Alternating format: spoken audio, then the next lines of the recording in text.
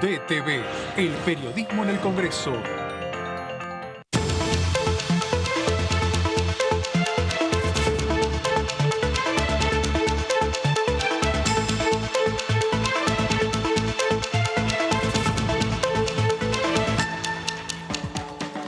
¿Cómo le va? Esto es el análisis por aquí por DTV, el análisis por Diputados Televisión, en una jornada en la cual lo que sobresalió aquí en el Congreso Nacional fue una conferencia de prensa por parte del bloque del oficialismo, por parte del bloque del Frente de Todos, acompañado también por el bloque del oficialismo en el Senado Nacional, a partir de lo resuelto por la justicia en la jornada de ayer, la condena a la vicepresidenta de la Nación, Cristina Fernández de Kirchner, y las repercusiones directas aquí en la Cámara de Diputados, en el Congreso en su conjunto, y algunos pasos más que va dando también el oficialismo, como es lo que señaló hace minutos nada más el propio presidente de la bancada del oficialismo, Germán Martínez, solicitándole por nota a la Corte Suprema de Justicia una audiencia para destrabar esta situación por la que atraviesa principalmente el no funcionamiento del Consejo de la Magistratura en la República Argentina. De todo esto vamos a estar hablando en las próximas 2 horas.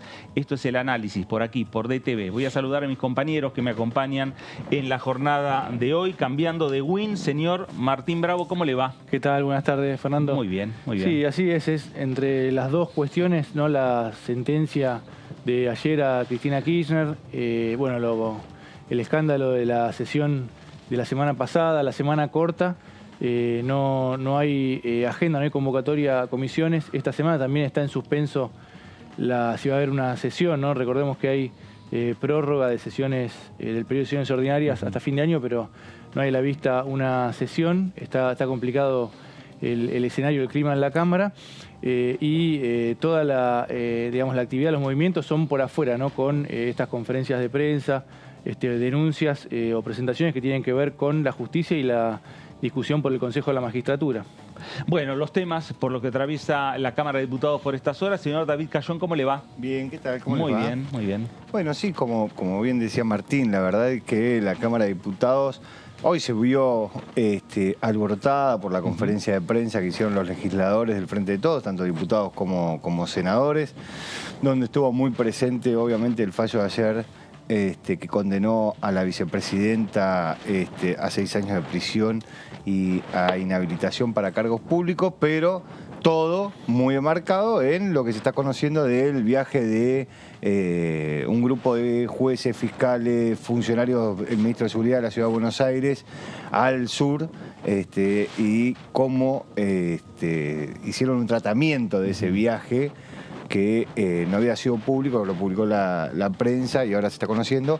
Todo enmarcado en eso, que atrás de eso viene el Consejo de la Magistratura, claro. El pedido que decía Martín, el presidente del bloque del Frente de Todos, de la Cámara de Diputados, que hoy a la mañana llevó a mesa de entrada de la Corte Suprema de Justicia el pedido para tener una entrevista con el presidente de la Corte y los miembros de la Corte, para que destrabe la situación del Consejo de la Magistratura, porque falta nombrar solamente a los representantes del Congreso de la Nación. Claro, exactamente. Y estamos viendo también imágenes de lo que fue la conferencia de prensa, con un número importante de diputadas, de diputados, de senadoras, de senadores. Había aproximadamente 60 integrantes de los diferentes bloques del oficialismo, tanto en la Cámara de Senados como en la Cámara de Diputados, para hacer estos planteos respecto a las consideraciones sobre lo que fue el fallo de la justicia, y también cómo se va a manejar y a mover la justicia de aquí en adelante.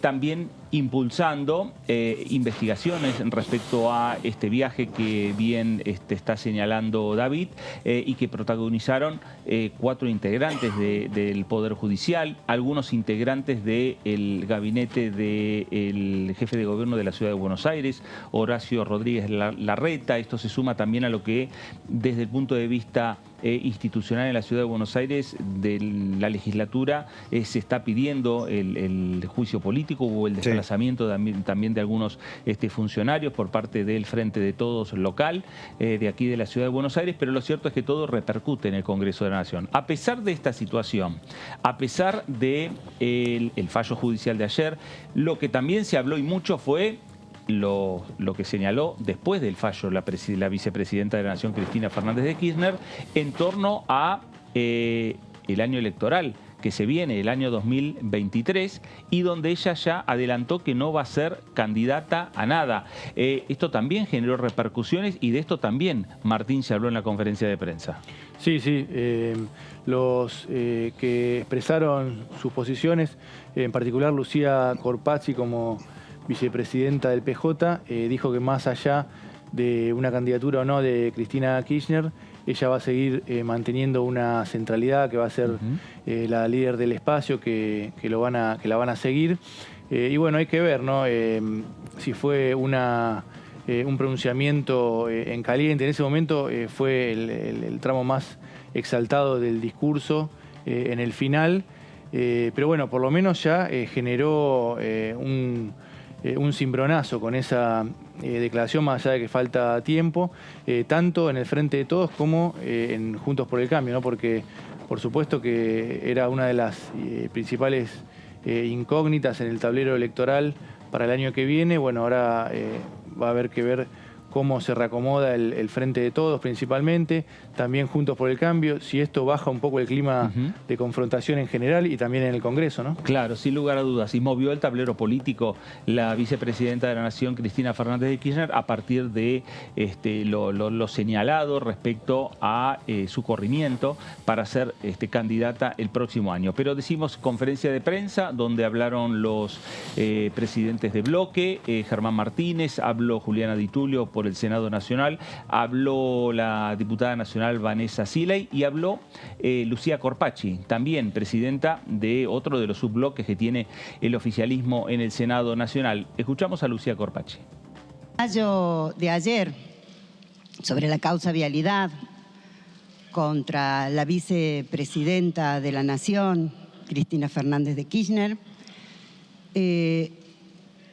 una vez más nos hace pensar la situación del Poder Judicial que tenemos en nuestro país.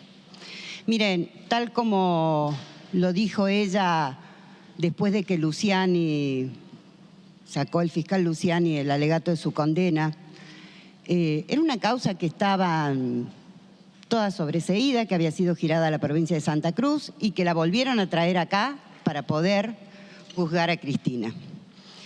Una causa en donde todas las pruebas presentadas fueron deliberadamente dejadas de lado, donde la Fiscalía no pudo sostener las palabras de la defensa y aún así Cristina fue condenada. En realidad lo que debiéramos decir es que la historia nos está mostrando que hace unos cuantos años que a Cristina la vienen persiguiendo. Quiero decir acá que la desazón que tengo, todos estamos desde nuestro espacio político muy angustiados por la decisión de Cristina de ser candidata, pero mi desazón mayor es saber que vivimos en un país donde el derecho está por lo menos francamente cuestionado. Lo que ha pasado ahora con los escuchas, que yo no voy a hablar de eso, pero nos hace nuevamente pensar que algo está muy turbio en nuestro país y que hay que tomar medidas para esclarecer estas cosas. Y esta persecución, miren, yo hace tiempo que vengo diciendo que cada vez que hablo de Eva Perón no puedo dejar a Cristina de lado. La sufren siempre los gobiernos populares. Lo que le pasa a Cristina es lo que le pasó a Perón y lo que le pasó a Eva. La van a perseguir, pero tal como sucedió con el peronismo en su momento, realmente la historia y el tiempo va a poner las cosas en su lugar. Lástima que, mientras tanto, se denigra a una persona. Realmente, yo soy médica. Cuando los médicos cometemos un error en nuestra profesión, tenemos un juicio de mala praxis. El Poder Judicial debiera tener juicio de mala praxis. Cuando actúa de mala fe, persiguiendo, negando las pruebas, inventando causas, debiera tener mala praxis. Y esa mala praxis la debiera ejercer el Consejo de la Magistratura, que ojalá se constituya. Bueno, ahí estaba Lucía Corpacci, senadora nacional por Catamarca, exgobernadora de la provincia, y donde en definitiva hizo el primer planteo, fue quien abrió esta conferencia de prensa. Ahí tenemos imágenes de Juliana Di Tulio que la siguió en la palabra, y también no solo que hizo una consideración respecto a lo que fue el fallo contra la vicepresidenta, sino que también planteó la investigación que hay que hacer y que hay que seguir respecto a este viaje al sur que hicieron 4 integrantes del Poder Judicial, en definitiva acompañados por funcionarios de la Ciudad de Buenos Aires, acompañados por empresarios de medios. La imagen de hoy en el Salón de los Pasos Perdidos, esta conferencia de prensa conjunta entre los diputados, los senadores del oficialismo, en el último mes o en las últimas 3 semanas hubo 4 imágenes similares. Sí. Y todas están relacionadas y vinculadas por las conferencias que dieron en el Senado, con el caso Doñate, después las 2 conferencias que se hicieron en el medio entre la sesión preparatoria de la semana pasada, entre el fracaso de la preparatoria y el fracaso de la sesión especial, la conferencia de hoy, todas están y tienen como un tema central el tema de la justicia. Sí, sí, por lo que había originado el conflicto de la semana pasada fue el fallo del juez Cormick que suspendió la designación de la radical Roxana Reyes, la diputada radical en el Consejo de la Magistratura. A partir de ahí, Cecilia Moró lo que hizo fue también dejar en suspenso la designación no solo de ella, sino de los 4 diputados ante el Consejo. Bueno, y eso fue lo que complicó el clima para que se votara la continuidad de las autoridades en la Cámara, para que se cayera la sesión, que se levantara, porque ahí hubo quórum, pero después se levantó la sesión. Y sí, todo atravesado por este conflicto que tiene que ver con la justicia. Recién el radicalismo también anunció que pidió la remoción del juez Martín Cormick por mal desempeño, por interferir en las decisiones de otro poder. Así que bueno, se suma una presentación más. Claro, sin dudas habrá que ver desde el Congreso o desde el oficialismo, ahora la pelota la mandaron a la cancha de la Corte. Sí, ¿no? Sí, con sí, este sí. pedido de audiencia y ver de qué manera se puede destrabar esta situación. Sí, con este pedido de audiencia lo que hacen es decirle, bueno, nosotros queremos Claro. conversar, queremos encontrar una salida a esto. Por lo menos así lo plantea Martínez. ¿Cuál es la salida? La salida entiende un buen sector del Frente de Todos y claramente, por lo que acaba de contar Martín, también un sector de Juntos por el Cambio. La salida tiene que ver con que la justicia comprenda la toma de decisiones que tiene el Congreso. Porque básicamente lo que sucede en el Senado con los senadores del Frente de Todos, lo que sucede en diputados con los diputados del radicalismo es exactamente lo mismo. Hay un juez que dice que son todo lo mismo, básicamente. Todo el bloque, todo el interbloque en el Senado es uno mismo y el interbloque en la Cámara de Diputados de Juntos por el Cambio también es uno mismo. Claro. Ahora, si se sigue judicializando, va a ser más difícil destrabar esa situación para que empiece a funcionar el Consejo de la Magistratura.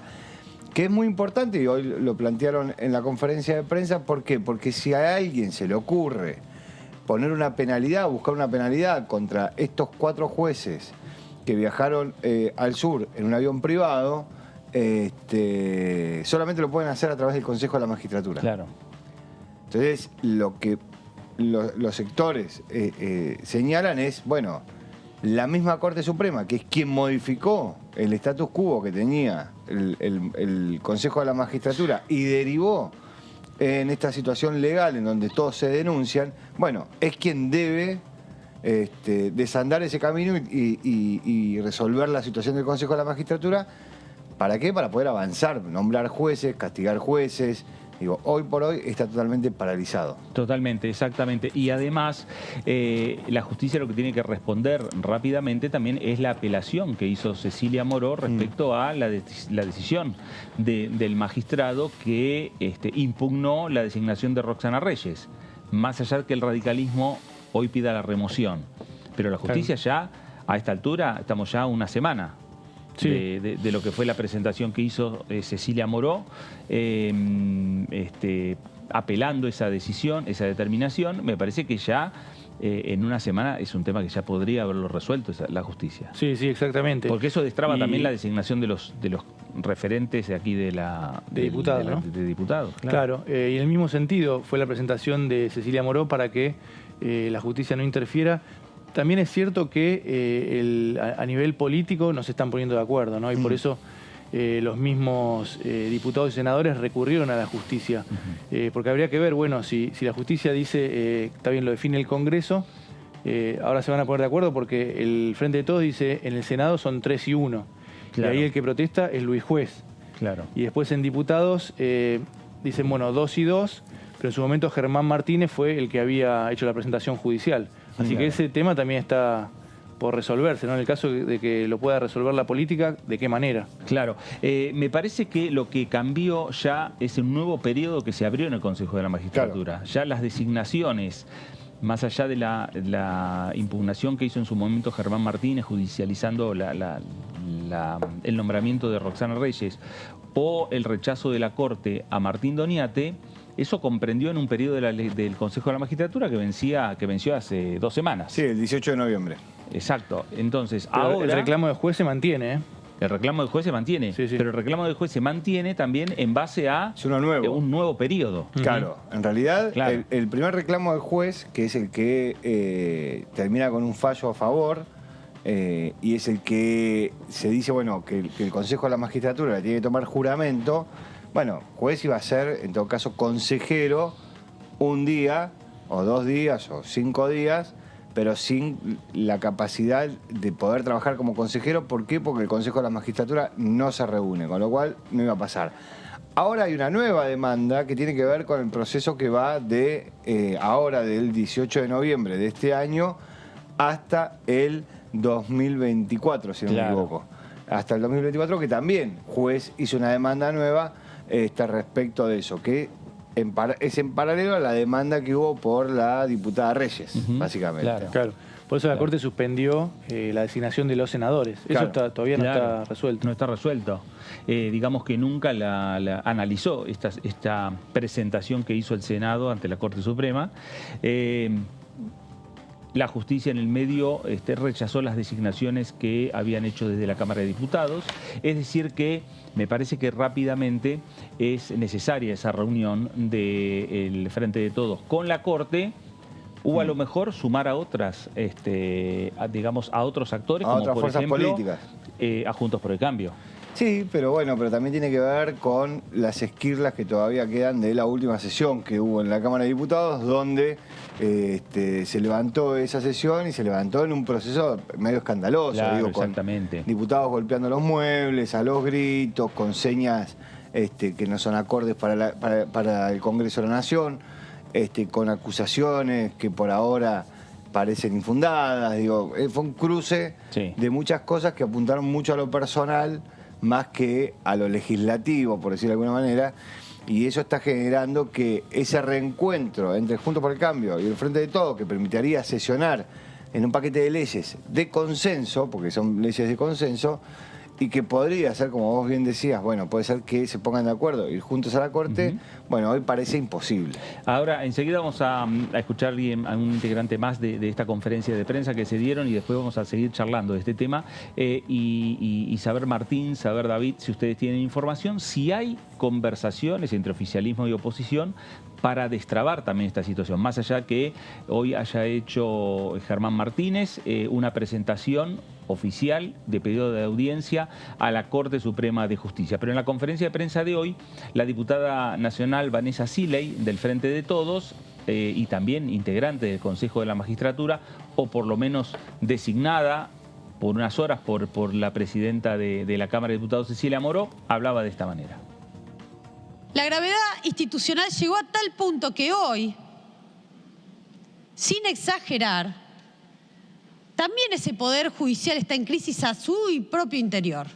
Porque la paralización del Consejo lleva a una paralización administrativa, lleva a que no se puedan solucionar problemas de infraestructura en el mismo Poder Judicial o distintos tipos de problemas. O sea, no solamente que esa Corte Suprema infringió el principio constitucional de división de poderes y se metió en cómo el Congreso de la Nación divide los bloques y la propia dinámica legislativa, sino que además esa Corte Suprema tiene de rehén al propio Poder Judicial también en el medio de este conflicto de poderes, en este conflicto interinstitucional. La verdad que, así como muchos de nosotros y nosotras salimos a denunciar la existencia de los comportamientos mafiosos que salieron a la luz, pero que venimos denunciando desde hace muchos años. Pero hoy se le puede poner nombre, apellido, rostro y cuerpo a ese comportamiento mafioso. De la mano. Ahí estaba Vanessa Siley, que es diputada y además es diputada sindical, que representa a un sector de los trabajadores judiciales y además integra el Consejo de la Magistratura. Sí, sí. Nosotros estábamos acá justo hablando fuera del aire respecto a eso, las posibilidades que existen. El problema grave es que el Consejo de la Magistratura lo tendrías que resolver en los próximos menos de 20 días. Claro. Porque después empieza la feria. Claro. Y ningún juzgado, por más que esté de guardia, va a tomar la causa como para resolver un tema tan urticante para el sector político, para la justicia. A todo esto hay un miembro de la Corte Suprema que se va de vacaciones a mediados de diciembre, con lo cual esos plazos se acortan. Porque Martínez le está pidiendo a la Corte Suprema que defina, que sea quien marque y diga, bueno, esta va a ser la jurisprudencia, si acá son 2 y 2 en la Cámara de Diputados, bueno, es la misma razón por la cual se discute en la Cámara de Senadores, se toma la misma decisión de los dos lados.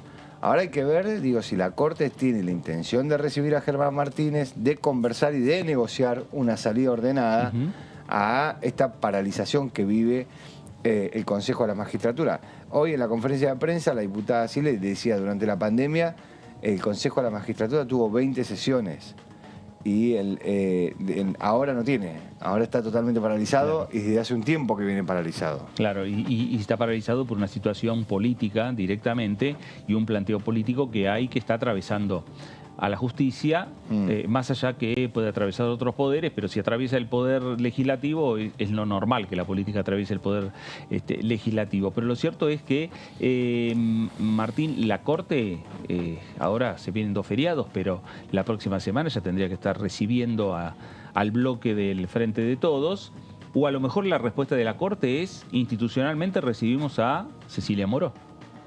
También. A la presidenta de la Cámara. Sí, como dice David, no queda tanto tiempo o tal vez pueda tomar alguna resolución. En el caso del Senado, como decíamos, habló de un ardid del Frente de Todos, pero estaba la discusión sobre si era por el periodo anterior. Lo que dice Juntos por el Cambio es que eso se sostiene para el siguiente. El Frente de Todos dice que no, que eso ya fue para uno solo. Todas esas discusiones políticas hay que ver hasta qué punto la Corte puede determinar, ¿no? Puede tomar una resolución. Y mientras tanto está paralizado el Consejo sin que juren algunos de sus integrantes, es peor todavía. Si ya venía paralizado, peor todavía, sin que juren, porque cualquier resolución, también en el caso de que se pueda reunir, puede ser cuestionada, ¿no? Claro, sin lugar a dudas. Señalábamos que esta conferencia de prensa, la escuchábamos antes a Vanessa Siley, anteriormente a Lucía Corpacci. Vamos a escuchar a Germán Martínez, al presidente de la bancada del Frente de Todos, que también hizo un planteo y que después lo cerró señalando que enviaba la convocatoria o el pedido a la Corte para tener una reunión prontamente entre lo que son los representantes del Congreso y la Corte Suprema de Justicia. Germán Martínez hablaba de esta manera. En el día de hoy, 7 de diciembre, a las 10:08, hemos presentado una nota dirigida al presidente de la Corte Suprema de Justicia de la Nación, Horacio Rosati, donde estamos solicitando con urgencia una audiencia a los fines de exigirle que arbitre los medios necesarios para la completa integración del Consejo de la Magistratura, conforme lo expresado por nuestra Constitución Nacional, el marco normativo vigente y la autonomía de los cuerpos parlamentarios para tomar sus decisiones. Esta es una nota que después les va a llegar, firmada por la senadora Corpacci, por la senadora Di Tulio y por quien les habla, donde nosotros queremos dejar en claro que si la Corte Suprema y particularmente su presidente, el doctor Rosati, ha tenido un rol fundamental en el proceso de paralización del Consejo de la Magistratura, Ahora también le cabe la responsabilidad de arbitrar los medios para que empiece a funcionar, y no de cualquier manera. Que funcione de acuerdo a lo que dice la Constitución Nacional, que funcione de acuerdo a lo que dice el marco normativo vigente y que respete la división de poderes. Una división de poderes que, así como a cada uno de los poderes le asigna sus competencias, cuida de que nadie se meta en las competencias de otro. Y aquí realmente ha habido una intromisión por parte del Poder Judicial de las competencias que tienen los cuerpos parlamentarios. Lo quiero decir con claridad, hay una zona de reserva legislativa donde las cámaras tienen plenas facultades para dictar todas aquellas decisiones que hacen a su funcionamiento. Y en ese marco, nosotros con serenidad, con respeto, pero con mucha convicción y con mucha firmeza, le queremos decir al presidente de la Corte Suprema de Justicia, hoy también presidente del Consejo de la Magistratura, que haga lugar a nuestro pedido de audiencia para solucionar en forma urgente esta situación planteada, para que nosotros no solamente podamos salir de la parálisis institucional en la que está el Consejo de la Magistratura, sino que se pueda avanzar prontamente en todos los procesos que están contemplados en el artículo 114 de nuestra Constitución Nacional.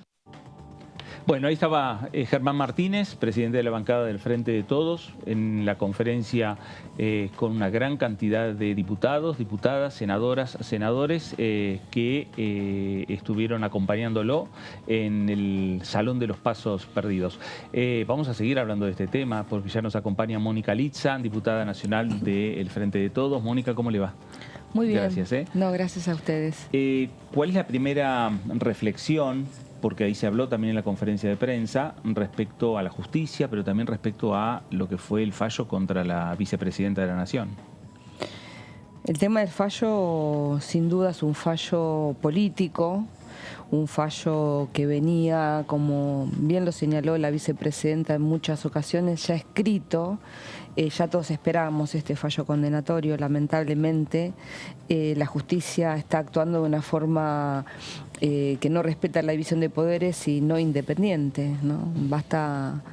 Tenemos a la vista el caso del viaje al lago escondido de los jueces y el fiscal de la Ciudad de Buenos Aires, más funcionarios invitados por el Grupo Clarín. Es decir, está a la vista, es evidente, lo venimos destacando hace muchísimo tiempo, pero realmente ahora tenemos las pruebas para mostrar la connivencia entre una parte de la política, una parte del empresariado más importante que hay en medios periodísticos, que es el Grupo Clarín, y la justicia.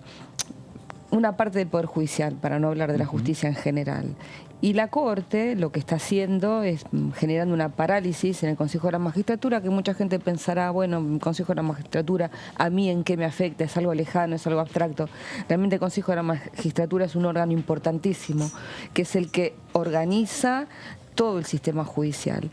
Y la Corte vuelve a la vida una ley que estaba derogada, en la cual esa ley derogada establecía que la presidencia del Consejo de la Magistratura estaba en cabeza de la Corte tomó ese fallo, se puso a sí mismo el juez Rosati, se autovotó y se sentó en el Consejo de la Magistratura, que da como resultado que durante el año 2022 haya habido 2 sesiones plenarias y durante la pandemia hubo 20. Claro. Es decir, se está produciendo una parálisis fruto de esas decisiones equivocadas que está teniendo la Corte. A ver, ¿decisiones equivocadas o son decisiones ya planificadas para paralizar uno de los poderes o uno de los de las instituciones que tiene la justicia, como es el Consejo? No, yo creo que la parálisis deviene de porque hay mecanismos que de defensa, ¿no? Porque si realmente ellos no planificaron la parálisis, planificaron la toma del Consejo de la Magistratura y la posibilidad de poder manejarlo. Evidentemente no pueden manejarlo porque no tienen la suficiente fortaleza para así hacerlo. Nosotros desde el Poder Legislativo estamos haciendo una resistencia de alguna manera, en el sentido que se respete la autonomía del Poder Legislativo y la facultad que tienen las cámaras de designar sus representantes. Yo no creo que ellos hayan buscado la parálisis, creo que ellos buscaron poder apropiarse del Consejo de la Magistratura y no les está saliendo. Claro. Diputada, ¿cómo le va? ¿Qué tal? Muy bien. Ahora, respecto de esto, hoy Martínez lo que hizo contó que había presentado en la Corte Suprema un pedido de audiencia para intentar destrabar esta situación. ¿Para qué? Para que el presidente de la Corte nombre a los representantes del Congreso de la Nación, tanto del Senado como de la Cámara de Diputados. Así puede funcionar. Teniendo en cuenta que hay denuncias cruzadas, ¿no? Porque ahora el radicalismo también denuncia al juez que cambió o modificó el listado de la Cámara de Diputados. Digo, da la sensación de que va todo un callejón sin salida. ¿Cómo se sale de esta situación? En realidad el presidente de la Corte no es que tiene que nombrar a los integrantes, juramento, ¿no? perdón. Tendría que tomar juramento a aquellos legisladores, tanto senadores como diputados, que fueron elegidos por su cuerpo, por el cuerpo. Ahora, como en el medio hubo amparos y situaciones, la judicialización del caso del senador juez, que generó un antecedente respecto de quiénes podían integrar, hay una intromisión del Poder Judicial diciendo cómo se debían elegir los representantes de los distintos bloques. Lo que pasó en diputados es que la presidenta de la Cámara, Cecilia Moró, para no entrar en una desobediencia, toma un fallo del juez Cormick, que el juez Cormick hace referencia hacia otro fallo de juez y dice, bueno, suspendemos por ahora el tema, retiro las nominaciones, esperando que se resuelva el fondo. Es decir, como bien vos decís, se tiene que destrabar, ya que se metió se judicializó y se metió la justicia, creo que tiene que haber lo tienen que resolver el tema de fondo, que cuál es el criterio para elegir los miembros de los consejeros en ambas cámaras, siempre sosteniendo la autonomía y la independencia del Poder Legislativo y de su reglamento, que establece cómo se deben elegir los consejeros. Nunca se debió haber metido la justicia en estos temas. Lo dijo creo que el presidente Fernández, ¿no? Cuando se mezcla la política con la justicia, creo que lo citó a Carrara, que decía que se complicaba todo. Y creo que lo han complicado, y lo ha complicado la Corte. Claro. La principal responsable de este gran problema lo generó la Corte. ¿Y qué perspectiva ve de que la política pueda resolver este conflicto, tanto en el Consejo de la Magistratura como el clima acá en la Cámara, ¿no? Después de la sesión de la semana pasada? Porque, bueno, sabemos que hay algunos contactos entre referentes de los dos espacios, pero está todo muy tenso, ¿no? A ver, nosotros queremos sesionar. Nosotros necesitamos sesionar. La Argentina necesita, el Poder Ejecutivo necesita de leyes que debemos sacarlas desde este Congreso Nacional. El día jueves pasado nos sentamos a esperar el quórum. Nosotros no tenemos quórum, el bloque oficialista no tiene quórum por sí mismo, tenemos 118 diputados y siempre y cuando estén todos y todas tenemos que alcanzar el número de 129. Estábamos esperando porque había mucha gente que viajó de muy lejos, de ciudades, de la provincia de Buenos Aires, de Córdoba.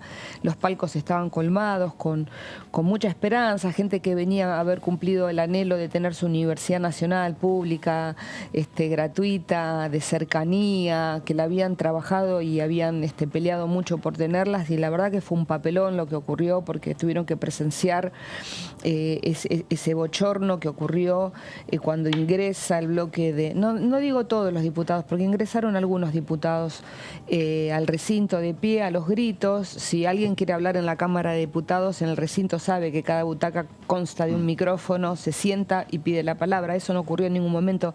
En ningún momento quisieron hablar, porque lo hicieron todo el tiempo de pie y a los gritos, incluso golpeando las bancas. Nosotros tenemos unas tablets en las bancas que son las que nos permiten emitir nuestros votos, las rompieron.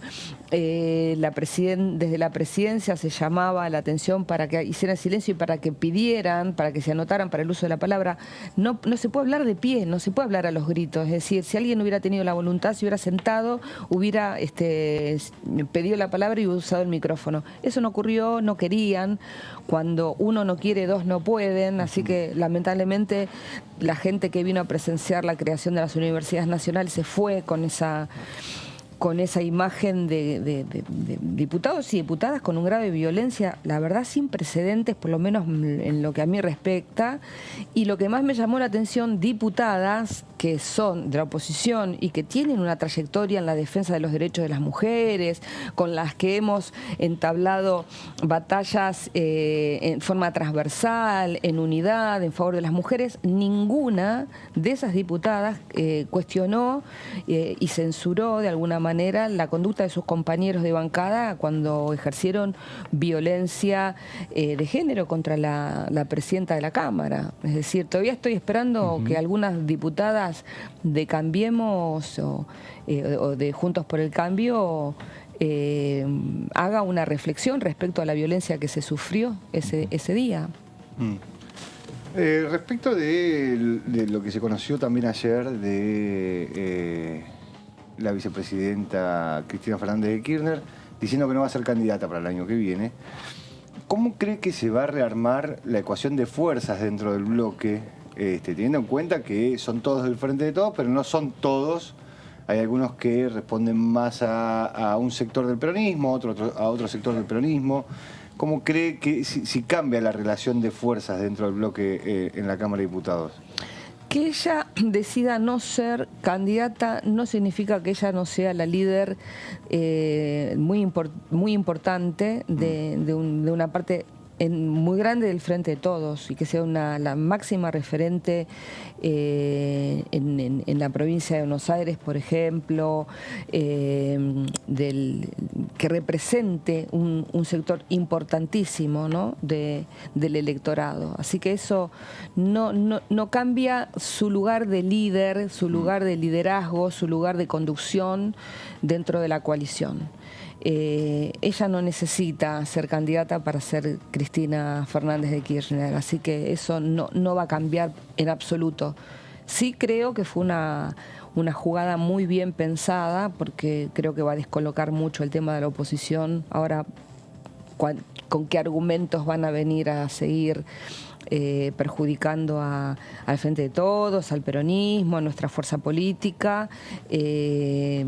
Anteponiendo la figura de Cristina, ¿no? Creo que ella, al correrse de ese escenario de la candidatura, creo que va a generar una gran desorientación en lo que es la oposición, porque ya no la van a tener subida al ring como candidata y bueno, se le van a quitar muchos argumentos, pero ella sin duda va a seguir liderando muy fuerte el espacio que está liderando. Y seguramente también habrá una discusión interna dentro del Frente de Todos y dentro de cada uno de los sectores del Frente de Todos, por buscar a los mejores candidatos. Sí, seguro. Yo creo que, como bien lo dice Sergio Massa, que es el ministro de Economía, que tiene en este momento el rol tan importante de enderezar un poco el tema económico, bajar la inflación, asegurar el tema de las reservas, cumplir con los compromisos internacionales, generar el crecimiento de las exportaciones, generar divisas precisamente para la industria. Él siempre dice que el objetivo, todos esos objetivos están ligados a uno principal, que tiene que ver bajar la inflación, y hacia eso nos encaminamos. Creo que en forma inexorable pero paulatina la inflación va a ir bajando, los índices de la economía van a ir mejorando, va a haber una mejora en el bolsillo de los argentinos y de las argentinas, y después el año que viene será el momento de hablar de las candidaturas. Tampoco tenemos tantos candidatos ni tantas candidatas, es decir, todos somos potenciales candidatos, ¿no? Como decía Perón, que todos tenemos en la mochila el bastón de mariscal, ¿no? Pero para un grado de compromiso como la primera magistratura de la Nación, no son tantos los candidatos que hay, y seguramente nos pondremos de acuerdo para elegir el mejor o la mejor que nos pueda representar más competitivamente en las elecciones. ¿Y este anuncio de Cristina lo toma como algo definitivo, como una decisión irreversible, o que podría reconsiderarse? Depende del escenario político, ¿no? ¿Qué percepción tiene? A ver, yo la sentí muy convencida, ¿no? Pero es mi percepción. nunca en política podemos dar por terminado nada, ni nada es definitivo, porque la política es muy dinámica y los escenarios son dinámicos y bueno, creo que si se lo pedimos y si hay un operativo clamor o si cambian algunas circunstancias, no lo sé. Ayer la vi muy convencida de la decisión que había tomado. Claro. Mónica, vuelvo a lo que dejó la sesión del jueves, el fracaso de la sesión del jueves. Porque del otro lado de la pantalla hay mucha gente que está mirando y dice, que bueno, ¿qué va a pasar con esa agenda de consenso que supuestamente tenían oficialismo y oposición, donde estaba la creación de universidades? ¿Qué va a pasar con las universidades? ¿Se va a insistir con esta posibilidad en el momento en que ustedes se pongan de acuerdo entre oficialismo y oposición y vuelvan a sesionar? Yo creo que la oposición fue muy oportunista y vio una chance de desequilibrar el tema de la conducción de la Cámara, porque pasó otra cosa antes de esa sesión, pasó la sesión preparatoria, que también en forma inédita, sin precedentes, no se ratificaron las autoridades. Creo que ellos estaban jugando a un vaciamiento del tema de la conducción de la Cámara de Diputados, suponiendo y también vinculándose con el fallo de ayer contra Cristina, que también hubiera una desestabilización en la conducción del Senado. Entonces tendríamos un poder legislativo desestabilizado, vaciado, según la oposición, y jugaron a eso. Jugaron con fuego, ¿no? Porque son cosas que son prácticamente sagradas, ¿no? El respeto por las instituciones.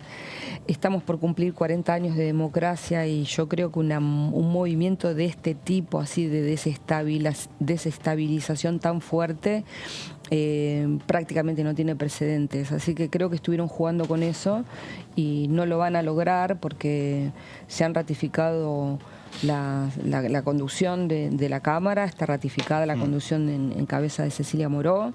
Nosotros vamos a seguir intentando sesionar porque la Argentina, como les decía antes, necesita leyes que se las tenemos que dar nosotros, más allá de las universidades que son importantes. Hay otras, está la firma que anunció el ministro de Economía con el embajador Stanley, que también es histórico, ¿no? Todo el mundo habla de cosas históricas, pero en realidad este intercambio de información que va a haber con Estados Unidos para los que escondieron la plata de los argentinos, también va a necesitar de un paso por el Congreso, así que nosotros queremos y necesitamos la ley de agroindustria, necesitamos un montón de leyes para poder poner de pie a la economía, porque Argentina tiene enormes oportunidades y nosotros vamos desde hoy, desde el jueves pasado que nos sentamos en nuestras bancas, vamos a insistir y en buscar todos los medios posibles para poder sesionar y para poder darle a la Argentina las leyes que necesita. Después veremos qué hará la oposición y será su responsabilidad. Respecto a este punto que usted decía del acuerdo que se firmó con el gobierno de los Estados Unidos para el intercambio de información, hay una parte que tiene que ver con un proyecto de ley que anunció el ministro de Economía, Sergio Massa, y acá le hago dos preguntas. Básicamente, no me queda claro si lo que anunció es que el Ministerio de Economía iba a mandar un proyecto de ley o que los legisladores iban a trabajar en un proyecto de ley, porque digo, o lo hacen ellos o lo hacen ustedes. Sí, en este caso seguramente lo va a mandar el Poder Ejecutivo. Lo va a mandar el Poder Ejecutivo. Sí, ahora, el ministro cuando hizo el anuncio dijo para que esté funcionando el 1 de enero, que es cuando empieza a regir el acuerdo con los Estados Unidos, y este blanqueo es una especie de puente de plata para aquellas personas que no blanquearon su capital, y no es un pedido formal de los Estados Unidos, pero es como un acuerdo tácito, lo dijo el propio diputado López Murphy hace unos días atrás. Es un acuerdo tácito entre los países. ¿Qué sucede si no está esa ley aprobada o ese proyecto de ley caminando? Bueno, lo importante es que esté, por eso yo creo que ahora es una responsabilidad de la oposición que podamos sesionar para tenerlo, ¿no? El presidente prorrogó hasta el 30 de diciembre las sesiones, así que tiempo material tendríamos para hacerlo, para sesionar. Esta es una semana corta, fue una semana complicada por lo del fallo, pero tenemos que prepararnos para sesionar y para tener esa ley que una de ellas, sumadas a otras leyes que se necesitan. Y yo creo que la oposición tiene una enorme responsabilidad si no nos permite sesionar y no nos permite avanzar la ley de humedales, por ejemplo, Claro. ¿no? La ley de humedales, ellos tienen un dictamen de mayoría, podemos bajar al recinto cuando lo dispongan para sentarnos a discutirla y debatirla. Entonces, creo que va a ser un peso importante sobre la espalda de la oposición no brindar estas leyes. Ya creo que tuvo un desgaste muy grande no haber podido permitir el debate de la creación de las universidades. Estamos hablando de 7 universidades nacionales, el tema del acuerdo con Estados Unidos por el intercambio de información, el tema de agroindustria que lo necesitamos urgente, el tema de humedales. Hay un montón de temas que nosotros estamos dispuestos a discutir y bajar al recinto, y ahí nos van a encontrar. Así que, bueno, apelo un poco a la responsabilidad de la oposición para que tengan que estén a la altura de la necesidad de la Argentina, más allá de las chicanas y de las disputas políticas. La oposición lo que plantea, vuelvo al tema del Consejo de la Magistratura, porque los referentes lo que dicen es, bueno, para que nos sentemos a conversar de vuelta, tiene que dar marcha atrás el oficialismo con el freno a las designaciones de los representantes de diputados en el Consejo. ¿Cree que puede haber algún acuerdo por ese lado para que volver a conversar, ¿no? Para Sí, acercarse? acuerdos tienen que haber, porque en realidad si no hay acuerdo no vamos a avanzar a Es un ningún lado. laberinto, ¿no? Pero lo que pasa, voy a repetir algo que por ahí creemos que la gente lo tiene muy en claro y por ahí no está tan en claro, ¿no? El tema de la composición de los consejeros. Lo que dice el reglamento es que son 2 por el bloque mayoritario, en este caso en diputados es la primera minoría, y después 1 por la segunda minoría y 1 por la tercera. Juntos por el Cambio se manifiesta como un único bloque, fueron juntos a elecciones, compartieron la misma boleta electoral, y para este caso se manifiestan como bloques distintos, ¿no? Separados, unos PRO y otros UCR. Un poco lo que ocurrió en Senado, con este Frente Nacional y Popular y Unidad Ciudadana, que la justicia considera que es un solo bloque. Ahora acá son 2 bloques, sin embargo son un solo interbloque, es decir, si medimos con la misma vara a ambas cámaras y ambas composiciones, podríamos llegar a un acuerdo. Ahora, si se miden con varas distintas, es imposible que nos pongamos de acuerdo. Claro. ¿Cuál es el criterio? ¿Es de una manera o es de la otra? ¿O es de una manera para el Senado y de otra manera para diputados? Claro. ¿Actuó bien Cecilia Moró cuando resolvió apelar y retirar las designaciones que ya se habían hecho? Sí, actuó muy bien, porque en realidad el fallo del juez Cormick en la parte dispositiva decía, pero textualmente, que eran nulos los actos que se habían realizado. Entonces, ella aceptando, ¿no? Allanándose, poniéndose a derecho y aceptando el fallo para no caer en desobediencia, retira esos nombramientos, pero a su vez apela. Pero mientras estuviera en vigencia la apelación, preventivamente lo retira, porque la apelación es en efecto devolutivo. Desde el punto de vista del derecho, es impecable lo que hizo la presidenta de la Cámara. Bueno, veremos cómo sigue esta situación y si rápidamente la Corte Suprema recibe en audiencia, como lo está pidiendo Germán Martínez, al bloque del oficialismo o a las autoridades de la Cámara o de qué manera, pero lo cierto es que necesitan sí juntarse. Sí o sí, es imperioso que nos sentemos a hablar para destrabar este tema, porque paraliza el Poder Judicial, que afecta muchísimo la vida de las personas, y porque estamos también en una virtual parálisis en el Poder Legislativo, y realmente la Argentina necesita que nos pongamos a trabajar muy rápido. Mónica, gracias por visitarnos. No, gracias a ustedes, muchas gracias. Gracias. Mónica Litza, diputada nacional del Frente de Todos por la provincia de Buenos Aires. En la conferencia de prensa del día de hoy hablaron diputadas, hablaron diputados, hablaron senadoras nacionales, entre ellas Juliana Di Tulio, de esta manera. Argentina no puede tener un país en serio, un país con futuro, con una mafia judicial siendo parte de lo que nosotros llamamos uno de los 3 poderes de la República, que es el Poder Judicial argentino. Y yo lo digo con extrema preocupación. Acá estamos diputados, diputadas, senadores y senadoras de un mismo bloque, de ambas cámaras, que formamos parte de un poder, del Poder Legislativo. Todos, nosotras y nosotros, fuimos votados por la voluntad popular. Ninguno de los jueces y juezas del Poder Judicial de la Nación han atravesado lo mismo que atravesamos, tanto el Poder Ejecutivo Nacional como el Poder Legislativo que está acá presente y que denuncia que no existe más en nuestro país Poder Judicial de la Nación. Se ha reemplazado, fue reemplazado por una verdadera mafia judicial, que es empleada, absolutamente empleada, de los poderes económicos más grandes que tiene nuestro país. Por eso los afecta a todos los argentinos y argentinas y no es parte de la agenda de Cristina ya, ¿no? A partir de ayer, la agenda de Cristina no parece ser la agenda judicial.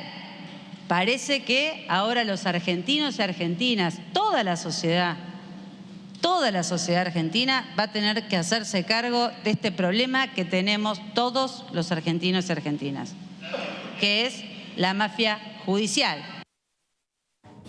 Bueno, ahí estaba Juliana Di Tulio hablando de mafia judicial, hablando de fallo político. Juliana Di Tulio ya lo ha dicho en diferentes oportunidades, ¿no? Respecto a el accionar que está teniendo la justicia en los últimos tiempos, tiene que ver con decisiones políticas que se toman, sí, ¿no? Que es lo que señala Juliana Di Tulio y el resto del oficialismo. Bueno, fue la que tuvo palabras más fuertes, sí, respecto de la justicia. Arrancó diciendo hoy en el país no hay un poder judicial, haciendo referencia a que ese poder judicial había sido cooptado por los grandes patrimonios, los sectores económicos predominantes. De ahí en adelante, todo lo demás. Pero ella lo viene repitiendo, ya lo había dicho en esta conferencia de prensa que vos hacías referencia antes. Di Tulio decía, bueno, yo no voy a hacer un análisis legal de los fallos, sino que voy a hacer un análisis político de los fallos. ¿Por qué? Porque para nosotros todas estas situaciones son políticas. Claro. No tienen que ver con el derecho, no tienen que ver con las leyes, tienen que ver con un posicionamiento político. Dijo que para el Frente de Todos, para Di Tulio, tanto Juntos por el Cambio, el macrismo, como el Poder Judicial hoy representaban los mismos intereses y que se manejaban de la misma manera. Claro. Ahora, en el medio, Martín, está, ¿qué es lo que va a ocurrir aquí en la Cámara de Diputados?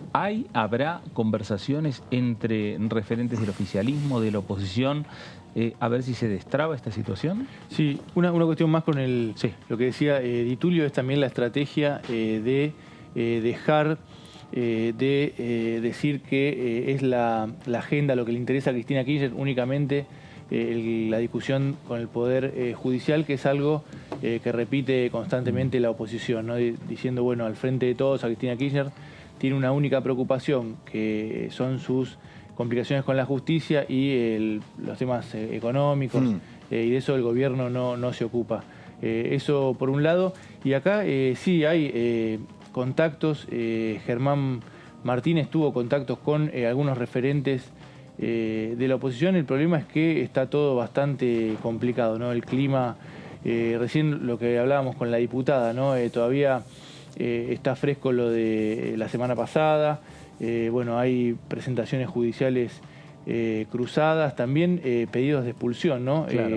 Algunos que se presentaron y otros que no. Desde la oposición en el momento habían dicho que también iba a presentar contra Cecilia Moró. Exacto. Por este tema de la magistratura, contra Blanca Osuna, que le dijo asesino a Gerardo Milman. Del oficialismo también, hasta ahora se presentaron uno y uno, pero tampoco ayuda, ¿no? Claro, exactamente. Y veremos qué es lo que pasa también en estas conversaciones, porque es verdad que está muy reciente lo que sucedió la semana pasada. Pero también es que nos falta mucho tiempo como para terminar el año parlamentario. No, claramente no. Pero pasa que también las conversaciones, como bien decía Martín, Martín es el presidente del bloque, está teniendo conversaciones con los referentes de Juntos por el Cambio. El problema es que también la sesión de la semana pasada no solamente dejó heridos por la discusión que hubo dentro del recinto, sino que hay heridos posterior en Juntos por el Cambio, la pelea interna también quedó expuesta, digo, la líder de la coalición cívica, claro, totalmente. Criticando fuertemente al presidente del bloque del PRO, digo, hay como muchas cosas cruzadas. Claro, lo que pasa dentro del Congreso, lo que pasa fuera del Congreso, repercusiones sin lugar a dudas y situaciones tensas desde distintos sectores, obviamente, de la política y que tienen obviamente también repercusión directa aquí en la Cámara de Diputados de la Nación. Vamos a hacer una pausa aquí en el análisis para regresar y seguir hablando con legisladores nacionales, para seguir escuchando testimonios de lo que ha ocurrido también en la conferencia a lo largo del mediodía de hoy, que presentó y que llevó adelante el bloque del Frente de Todos, tanto del Senado como de Diputados de la Nación. Pausa, esto es el análisis por aquí por DTV, ya regresamos.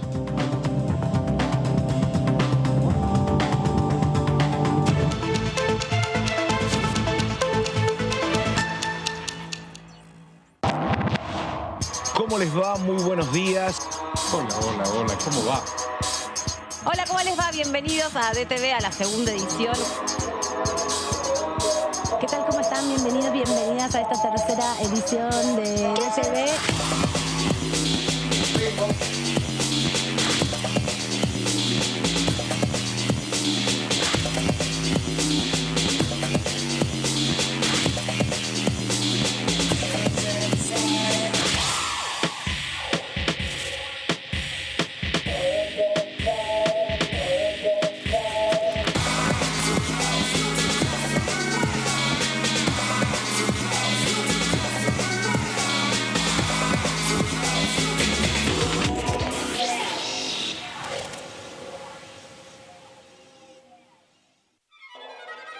Nos llega el orgullo. Nos llegan las cábalas. Nos llegan los nervios. Porque con la televisión digital abierta, nos llega el Mundial. Gratis, por la TV pública y con la mejor calidad digital. Busca canales y cobertura en tda.gov.ar. Primero la gente. Argentina Presidencia. Bienvenidos, bienvenidas a Todo Cultura, ¿cómo están? Quemaron el teatro, pusieron una bomba, el Teatro del Picadero se quedó demolido y yo creo que con eso dijeron acá se acabó Teatro Abierto. Las manos nuestras no importan, las de los rivales sí, porque si hubiera sido al revés, los estaríamos volviendo locos a los ingleses pidiendo hasta hoy. el VAR. Claro, el VAR que no existía. Claro. Creo que es un adelanto como tienen todos los deportes. La tecnología tiene que estar adentro del fútbol. Lo que pasa que estamos acostumbrados y venimos de es un deporte tan complejo en cuanto a las pasiones que se mueven, los intereses económicos.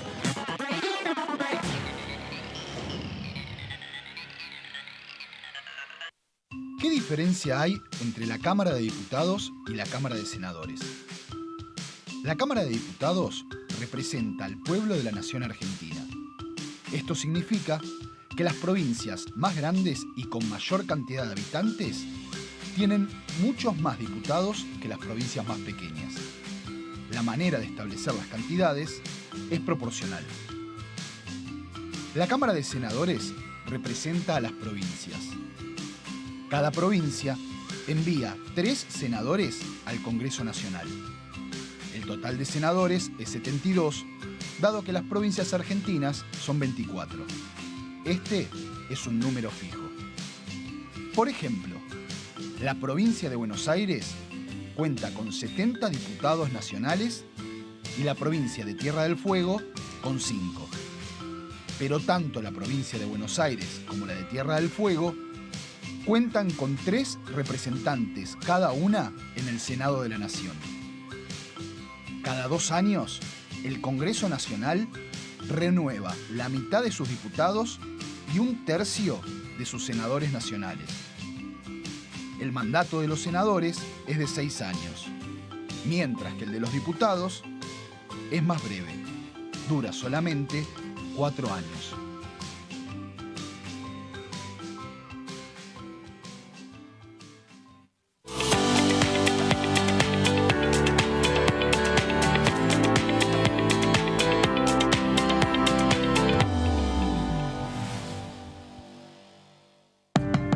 Cuidemos la energía, la de los que preparan el mate, la de los que estudian y la de los que cocinan para toda una familia. El uso responsable de los recursos no solo es clave para cuidar el ambiente, sino también para el crecimiento sostenido del país. Necesitamos el compromiso de toda la sociedad. Entrá en argentina.gov.ar y descubrí consejos simples, pero muy importantes para cuidar la energía de todas y todos. Cuidemos nuestros recursos. Cuidemos nuestro país. Argentina Presidencia.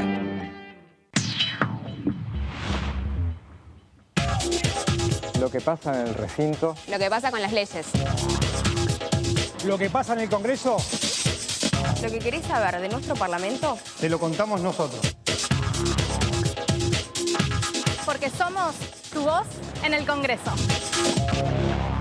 DTV, el periodismo en el Congreso.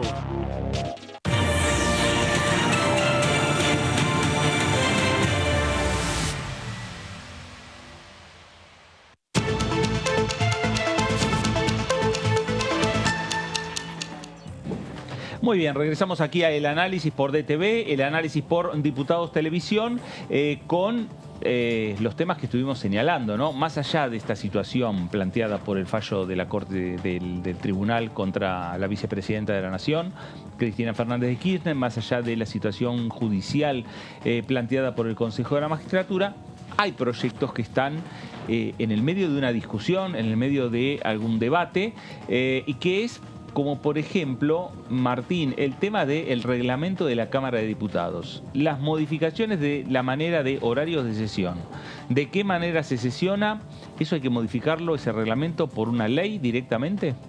Así es, Fernando.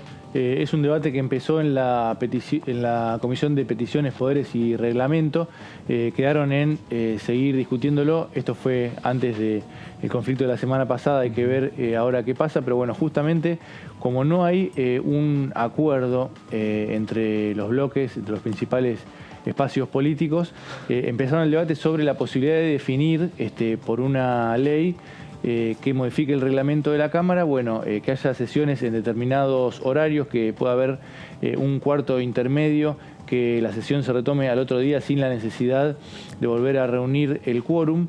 Había algunos diputados que decían, bueno, pero esto se puede hacer ahora, sin necesidad de sancionar ninguna ley, digamos, sin necesidad de votarlo, con un acuerdo político. Bueno, vimos, y sobre todo el jueves pasado, que está muy difícil el clima en la Cámara como para llegar a alcanzar esos consensos, así que una posibilidad avalada por representantes de todos los bloques, es esta. También hubo algunas críticas que la vamos a estar viendo. En este caso vamos a mostrar el proyecto de Silvia Lospenato, la diputada del PRO. Hay algunos otros también de otros diputados.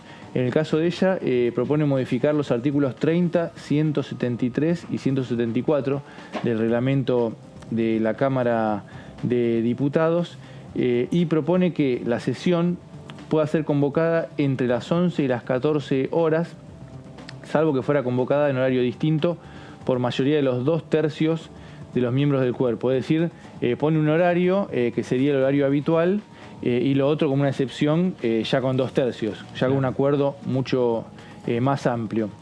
Y vamos a la siguiente placa, que habla de la duración máxima de 9 horas, y dice que el desarrollo no podrá exceder el horario de las 20 horas.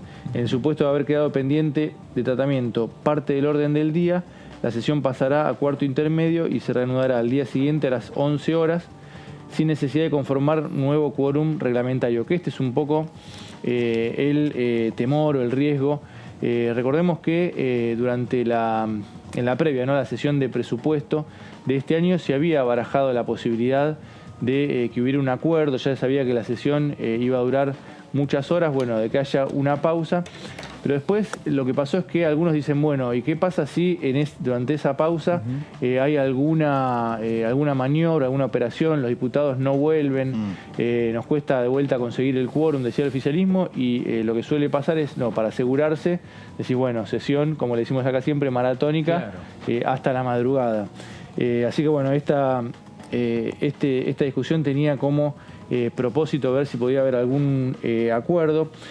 Paula Penaca tiene presentado un proyecto también en este sentido, Dolores Martínez, también Emilio Monzó, difieren las horas, pero coinciden en que pueda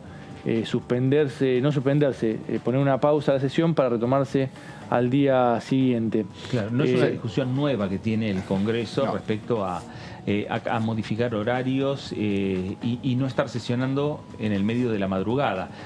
Porque cuando se habla de buscar transparencia, bueno, en parte es eso, ¿no? También, en horarios normales en cuanto a la sesión.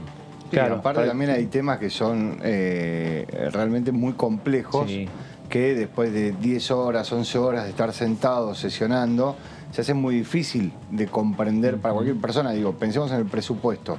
Hay un momento en el cual la discusión de los números, después de estar 10, 11, 12 horas, bueno, digo, cualquier persona necesita descansar un poco para poder seguir discutiendo con seriedad esos números. Exacto. Incluso para los propios diputados, ¿no? Sí, ha por habido eso. errores, casos de errores en los debates en particular, ¿no? Cuando hay modificaciones o cuestiones muy precisas. Los Penato, por ejemplo, entre los argumentos del proyecto dice que más de 12 o 15 horas corridas atenta contra el adecuado trabajo parlamentario, la solidez y la profundidad del debate. Dice que de esa manera, con la pausa, podría haber mejores leyes, sobre todo cuando hay modificaciones, cuando se debaten específicamente en particular los artículos. Pone el caso de España, que tiene un máximo de 5 horas las sesiones en España, salvo un acuerdo. Las objeciones, así los reparos, la resistencia, para decirlo más concretamente, porque fue bastante fuerte el discurso de Graciela Camaño, dijo, yo acá me voy a pelear con todos, antes de hablar aclaró, pero dijo que sí, que no estaba para nada de acuerdo, porque para ella sería autolimitarse, proscribirse, que la misma Cámara le ponga límites a la discusión. Justamente decía que es el Parlamento y eso no podría pasar, que en todo caso tendría que haber un acuerdo político, que es lo que está faltando en la Cámara. Y después Germán Martínez se mostró de acuerdo con discutirlo, pero advirtió sobre este recurso de agregar oradores, que es algo habitual. Hay veces que se bajan los oradores cuando se quiere justamente acortar la sesión, pero también hay otro que cuando se quiere alargar el horario de votación se agregan oradores. Dice, ¿qué pasa si estamos, no sé, a la tardecita, se fija el horario de las 8 de la noche, bueno, se agregan oradores y se posterga la sesión? Bueno, se votará el otro día, pero ahí de vuelta está el tema del riesgo de qué pasa después de la pausa. Así que quedaron en seguir debatiéndolo en asesores y hacer una próxima reunión que, bueno, con este escenario quedó en suspenso. Parece difícil un acuerdo ahora con este tema, pero por lo menos avanzó el debate, ¿no? Claro, quedará para el debate para el 2023. Es medio complejo que la discusión sea, bueno, yo no puedo asegurar que al día siguiente esté la totalidad de los legisladores que yo necesito, cuando uno presupone que los legisladores deben estar. Digo, por más que puede ser que haya alguno que tenga un caso particular que no le permita estar, pero digo, la gente, la sociedad vota a los legisladores para que estén. Claro. Si son 15 horas de corrido o son 15 horas de 7 horas y media, 7 horas y media, bueno, serán 2 días. Pero parece como medio extraño esto de, bueno, yo no sé si el miedo a no contar con la cantidad de legisladores al día siguiente. Claro. Sí, el hecho de la ausencia es un recurso parlamentario, el hecho de no dar quórum, ¿no? Claro. Pero sí, no se entiende bien qué cambiaría, pues también podrían irse durante la madrugada, podrían retirarse. Claro. ¿no? Y el quórum está asegurado, porque en realidad lo que dice es retomamos al día siguiente sin la necesidad de conseguir el nuevo quórum. Claro. En el caso del presupuesto, por ejemplo, lo que se decía era, bueno, es distinto que la sesión siga a que se interrumpa, y hablaban de, por ejemplo, Juntos por el Cambio, porque una parte de la coalición opositora avaló el presupuesto, que haya una orden de Mauricio Macri, este tema de que los conduce a todos, a toda la totalidad de Juntos por el Cambio, y que pase algo que les diga, bueno, no, a los que estaban por avalar el presupuesto, que cambien de decisión. También podría haber pasado a la madrugada. Sí, el llamado puede existir en cualquier momento y ha existido en muchísimas ocasiones. Un llamado que diga, bueno, ahora vamos a cambiar de opinión, o ahora la estrategia parlamentaria va a ser pararse e irse. Digo, el anterior presupuesto se cayó, de hecho, claro. y la sesión se retomaba. Y en esa discusión del último presupuesto, cuando se termina cayendo la sesión, fue también por una situación tensa que se vivió en el medio de la madrugada. Uno puede presuponer, bueno, la verdad que a lo mejor el cansancio también ayuda a incrementar los momentos de tensión en esos debates tan fuertes desde el punto de vista político que se terminan dando a veces en la Cámara de Diputados de la Nación. Me parece que lo cierto es que los diputados, teniendo también un horario y la responsabilidad adecuada, pueden estar sesionando 9 horas o 10 horas, pasar un cuarto intermedio, retomar el debate.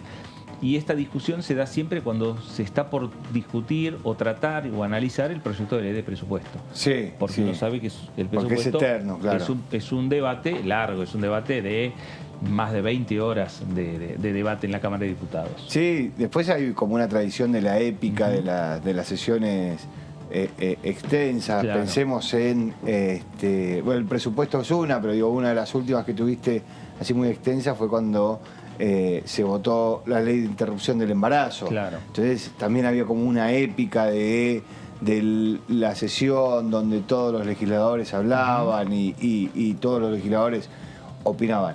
Que si eso entraba en un cuarto intermedio, como que ese clima desaparecía. Claro. Pero lo cierto es que por ahí el clima es importante. Ahí había tensión afuera también. Claro, ¿no? Por eso digo, por ahí el seguramente clima se tienen en cuenta. Sí. Bueno, pero digo, por ahí el reglamento podría ser al revés, que el reglamento diga, bueno, se corta, se sigue al día siguiente, salvo que se pongan de acuerdo y decidan continuar. Claro.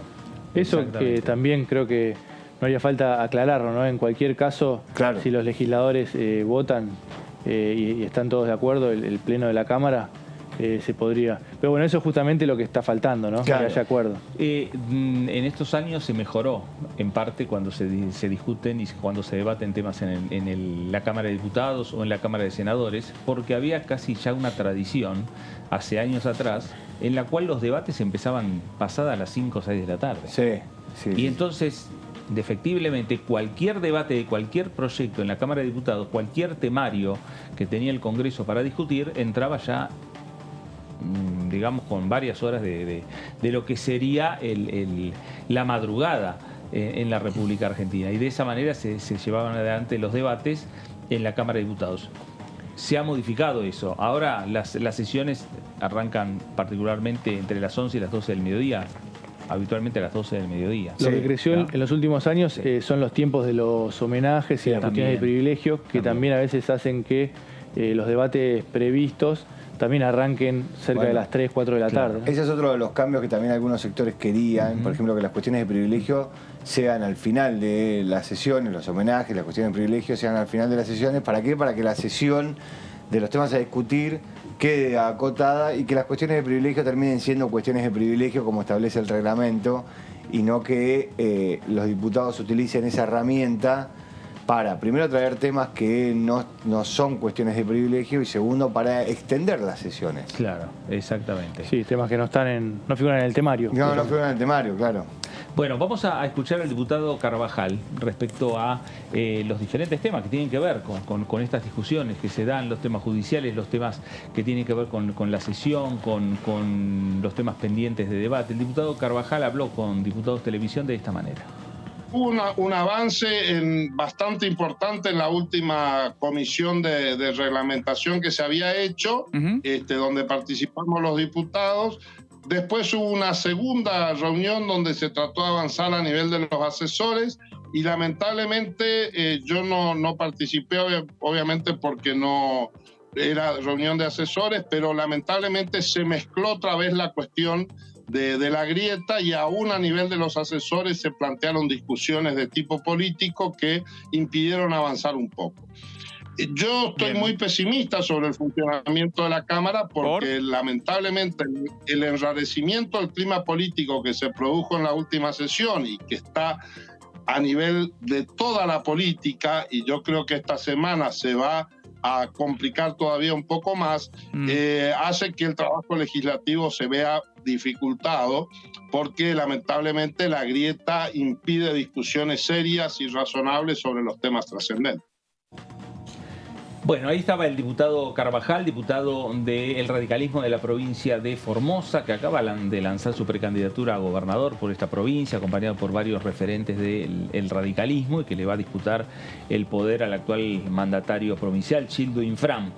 Hablando sobre estos cambios de reglamento, sobre las sesiones en la Cámara de Diputados. Cámara de Diputados que tiene en su origen, cada vez que se discuten los proyectos, tiene comisiones permanentes, hay comisiones bicamerales, comisiones unicamerales, y de todo esto nos va a hablar Luciana Fernández, porque nos va a traer una comisión en particular para que conozcamos. Luciana, ¿cómo estás?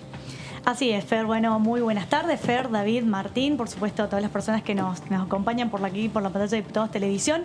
Vamos a hablar de las comisiones. ¿Qué son las comisiones? Explicar un poco qué son estos órganos, ¿no?, legislativos, de debate, de análisis. Podríamos decir que es el filtro de todos los proyectos de ley que tienen que pasar por las comisiones para poder efectivamente llegar al recinto, tanto en la Cámara de Diputados como en la Cámara de Senadores. Vamos a ir explicándolo en unas placas, a ver qué son las comisiones permanentes, qué son las comisiones especiales, cómo están conformadas, y una vez por semana vamos a ir explicando una comisión a la vez. Hoy vamos a arrancar por la Comisión de Asuntos Constitucionales, pero vamos a ver primeramente en la definición, en esta primer placa, qué son las comisiones. Dice que las comisiones legislativas son órganos de asesoramiento existentes en ambas cámaras del Congreso de la Nación.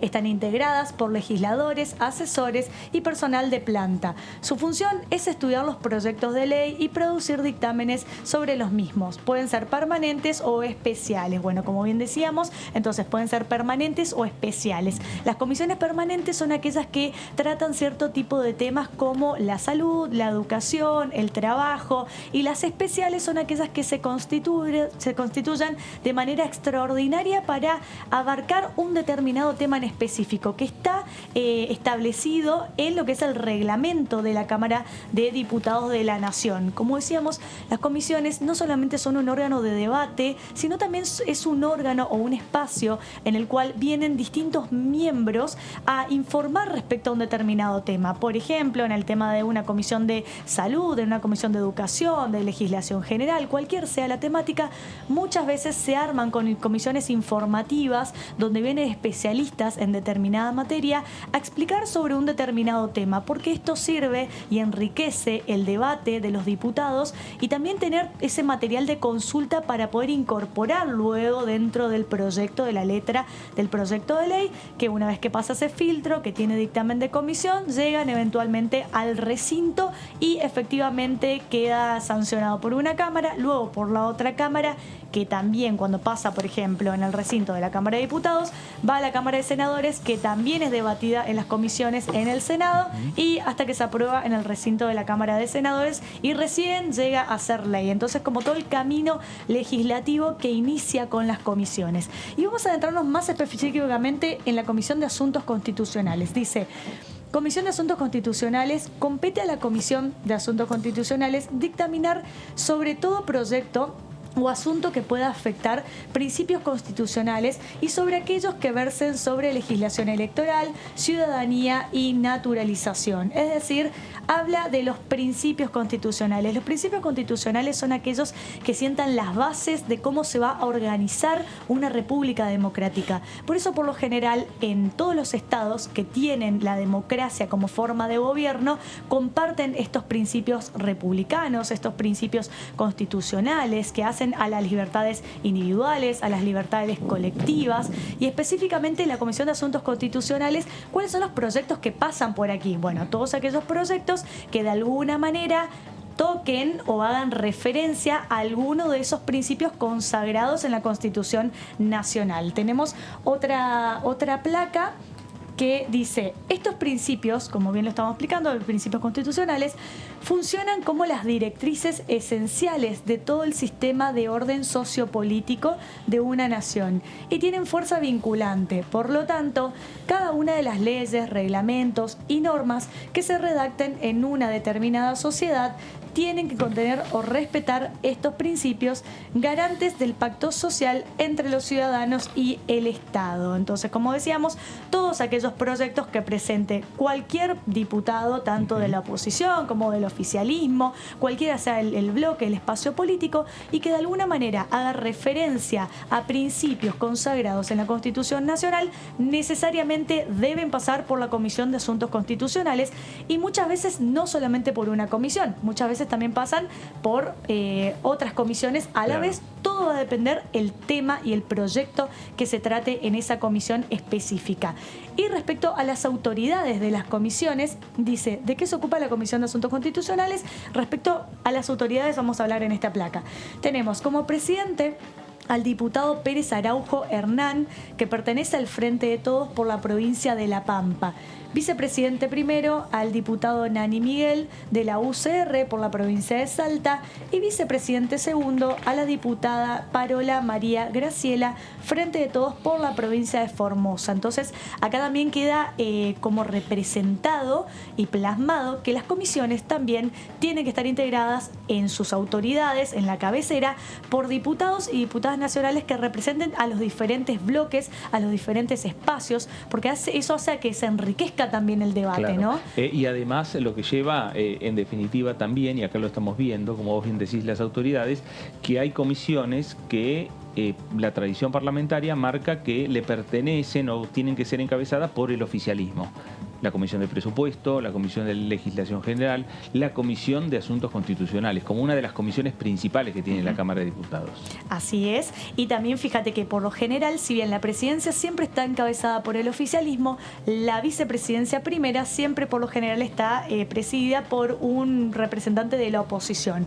Es el órgano, de alguna manera se forma de esa manera para hacer el peso y contrapeso y que todas los debates que se den allí en las distintas comisiones tenga la voz de los distintos opositores, de los distintos bloques políticos, de los diversos frentes. Es lo que hace un poco a esa diversidad, a ese equilibrio y a esa representación que establece la Constitución Nacional. Y en una última placa a modo de ejemplo, quise traer un proyecto de ley, porque dentro de la Comisión de Asuntos Constitucionales hay un montón de iniciativas y un montón de proyectos de ley, pero me pareció importante traer a colación para que quede reflejado cuál es el tratamiento y el trabajo de la Comisión de Asuntos Constitucionales, y creo que en este proyecto se refleja específicamente porque es un proyecto que busca crear un tratado interprovincial entre las provincias que integran el NOA y el NEA, crear ese tratado interprovincial denominado Norte Grande. Así que vamos a ver qué dice un poco ese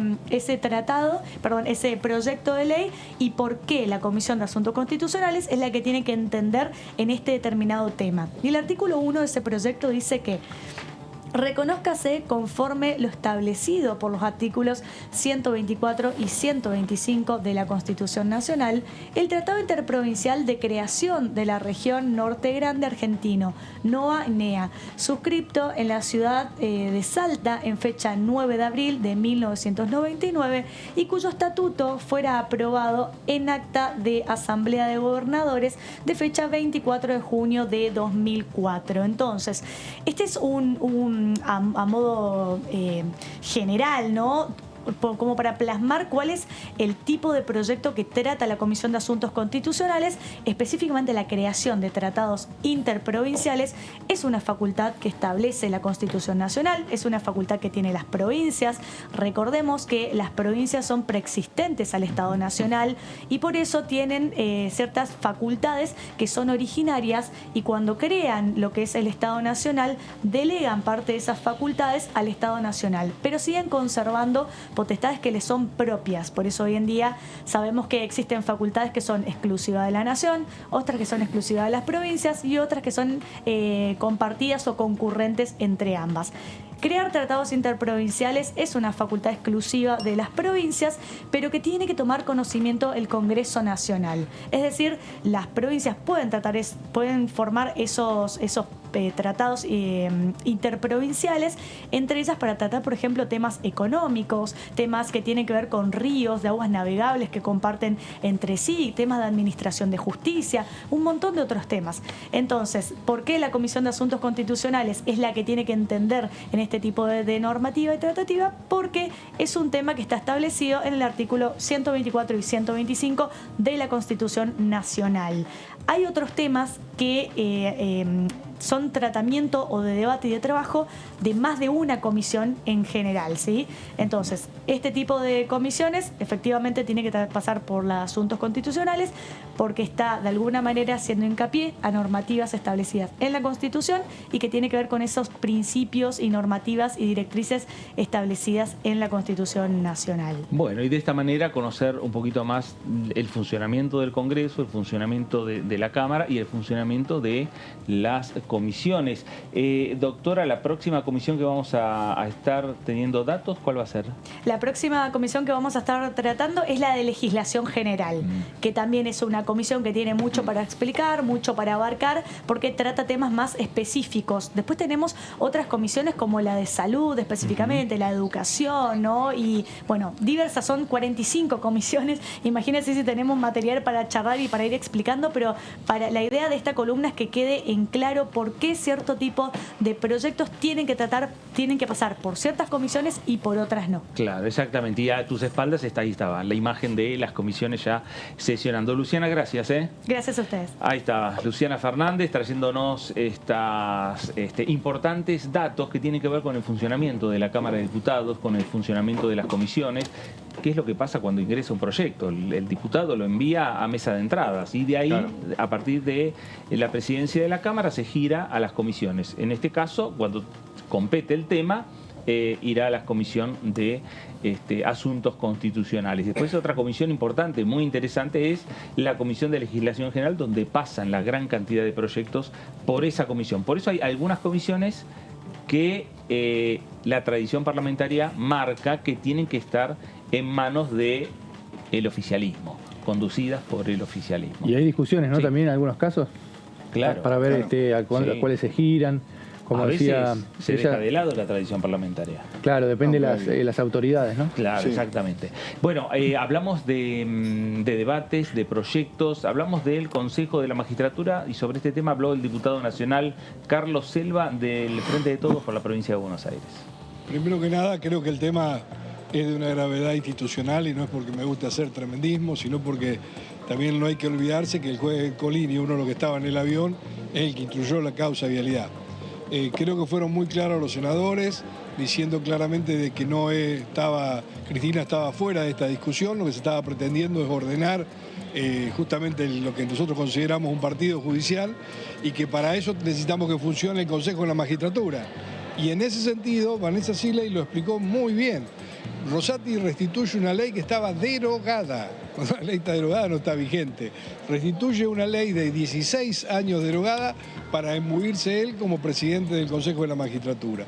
A partir de ahí, como dijo, trató de vedar de que las reuniones del Consejo de la Magistratura no fueran públicas. Tuvo los conflictos que tuvo. Cuando los integrantes del Consejo de la Magistratura pudieron hacerle revertir esa decisión para que los ciudadanos sepamos qué es lo que opina cada uno de los que integran, nada más ni nada menos que uno de los órganos importantes para instruir justicia, Rosati no convocó nunca más a una reunión para definir las cosas. Entonces, digo, claramente hay una opinión donde Rosati encima, la Corte particularmente, se mete en una de las atribuciones específicas del Congreso, que es designar a sus representantes. Entonces, todo este conflicto en el que estamos, y creo que no son errores, creo que lamentablemente han tenido una intencionalidad de ir marcando distintos bodoques para tratar de interferir el camino de poder impartir justicia. Y en eso estamos convencidos y por eso hicimos lo que hicimos en el día de hoy. Bueno, ahí estaba Carlos Selva, la discusión que hay entre dos poderes del Estado, entre el Poder Ejecutivo, el Poder Judicial, el Poder Legislativo e incluso también el Poder Ejecutivo, respecto al Consejo de la Magistratura, respecto al funcionamiento de la justicia en general. Es un tema que desde hace años, más allá de que está tenido políticamente, desde que asumió Alberto Fernández, desde el Senado Nacional se avanzaron con iniciativas para reformar la justicia. Habló el presidente de la Nación por cadena nacional hace pocas horas, hace un par de días, y volvió a pedirle al Congreso que se discuta el tema de la reforma judicial. Pero más allá de eso, si nos vamos más atrás en el tiempo, el tema judicial hace tiempo que viene siendo cuestionado. Por el oficialismo de hoy, por el oficialismo anterior, por la oposición de hoy y la oposición anterior. Sí, sí, claramente. Hubo una de las partes del discurso de Di Tulio que se está repitiendo cada vez más, que tiene que ver con la forma en que se eligen los jueces. Claro. Entonces hacía referencia la senadora a que tanto el Poder Ejecutivo como quienes conforman el Poder Legislativo, todos tienen que ser electos, todos pasan por el proceso de una elección. Sin embargo, los jueces no son electos de manera directa. Claro. Porque sí lo son de manera indirecta. ¿Por qué? Porque tienen que ser elegidos, tienen que concursar y después tienen que pasar por el Senado de la Nación, en donde los senadores, que son los representantes de las provincias, terminan eligiendo y aprobando los pliegos de esos diputados. Con lo cual tienen una elección de manera indirecta. Pero es cada vez mayor y cada vez más profunda la diferencia que hay entre el Poder Legislativo y el Poder Judicial.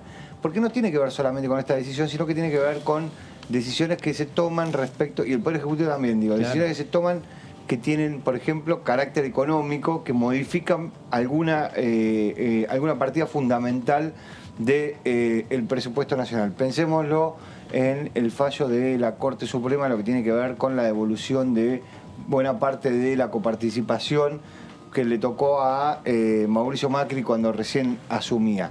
Eso significaba que el Estado Nacional tenía que pagarle a las provincias algo que no estaba previsto que suceda.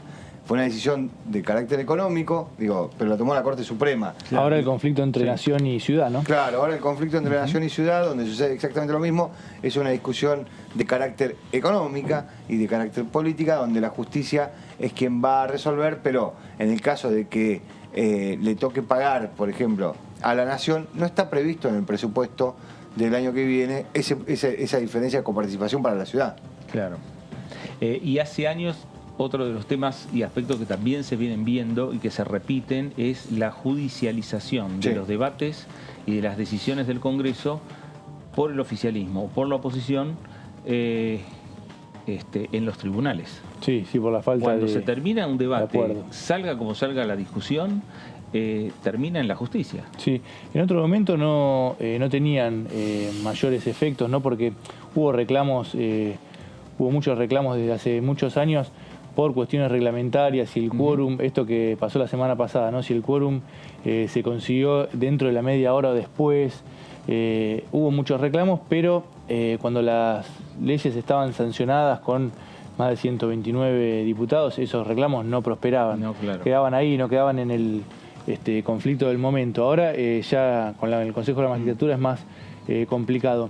Y después con lo que decía David, de esto que está en el discurso del oficialismo, de que los jueces no son electos, el Frente de Todos o el Frente para la Victoria en ese momento, en 2013, sancionó una ley de reforma del Consejo de la Magistratura para que los integrantes fueran electos por el voto popular. Claro. Bueno, también hubo un conflicto importante en esa sesión, fue la de la botellita que le tiraron a Agustín Ross, y hubo escenas de casi peleas en el recinto, y esa la bajó la Corte por inconstitucional. Claro. Bueno, fíjate que lo que está diciendo hoy, y lo decían los diputados del Frente de Todos, es que la justicia proscribe a alguien de la política, porque ¿qué es lo que terminó? El fallo de ayer de la vicepresidenta Cristina Fernández de Kirchner, lo que dice es, es una pena de 6 años y una inhabilitación para acceder a cargos públicos, lo que significa que por más que tenga un caudal de votos importante, no puede participar de las elecciones. Exactamente. Por una decisión de la justicia. Y hay muchos en la política que entienden que eso es una proscripción de parte de un poder del Estado respecto de la representatividad que puede tener otro poder del Estado. Algo similar de lo que pasó en Brasil. Bueno, claro, pero ahí la diferencia está en que con el caso Lula da Silva, Lula era un nombre de a pie, por decirlo de alguna manera, sino que no formaba parte de ningún poder del Estado, porque él no era diputado, no era senador, no era presidente. Era expresidente, nada más. Era solamente expresidente.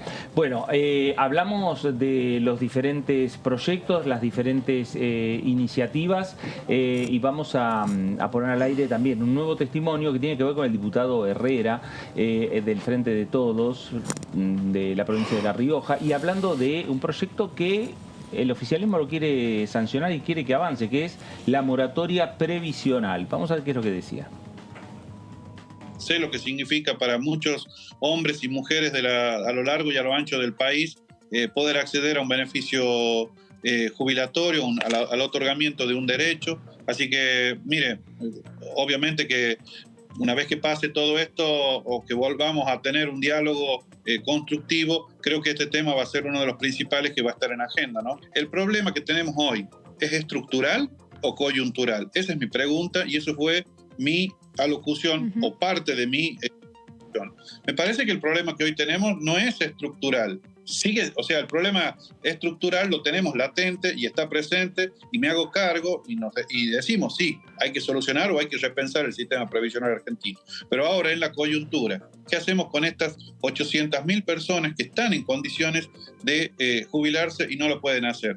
¿Vamos a apelar a un parche, como decía el diputado Heller, o decía el diputado Cacase, sin entrar en el concepto de parche como un término peyorativo, ¿no? Es decir, una solución coyuntural a un problema estructural, decía yo, ¿no? Es decir, bueno, trabajemos sobre esto, le demos la ley, le demos la posibilidad a estas personas de que estén en condiciones de jubilarse, que lo puedan hacer, y a partir de eso, o en el mientras tanto, repensemos el sistema previsional argentino con algunas propuestas que pueden ser interesantes también, como el dictamen de minoría del diputado Cacase, donde hay un aumento progresivo del monto jubilatorio en base a los años que han aportado, que no tienen que ser los mismos que a una persona que no aportó absolutamente nada, por diferentes motivos. Yo en esto no voy a hacer un juicio de valor de por qué no aportaron al sistema previsional argentino.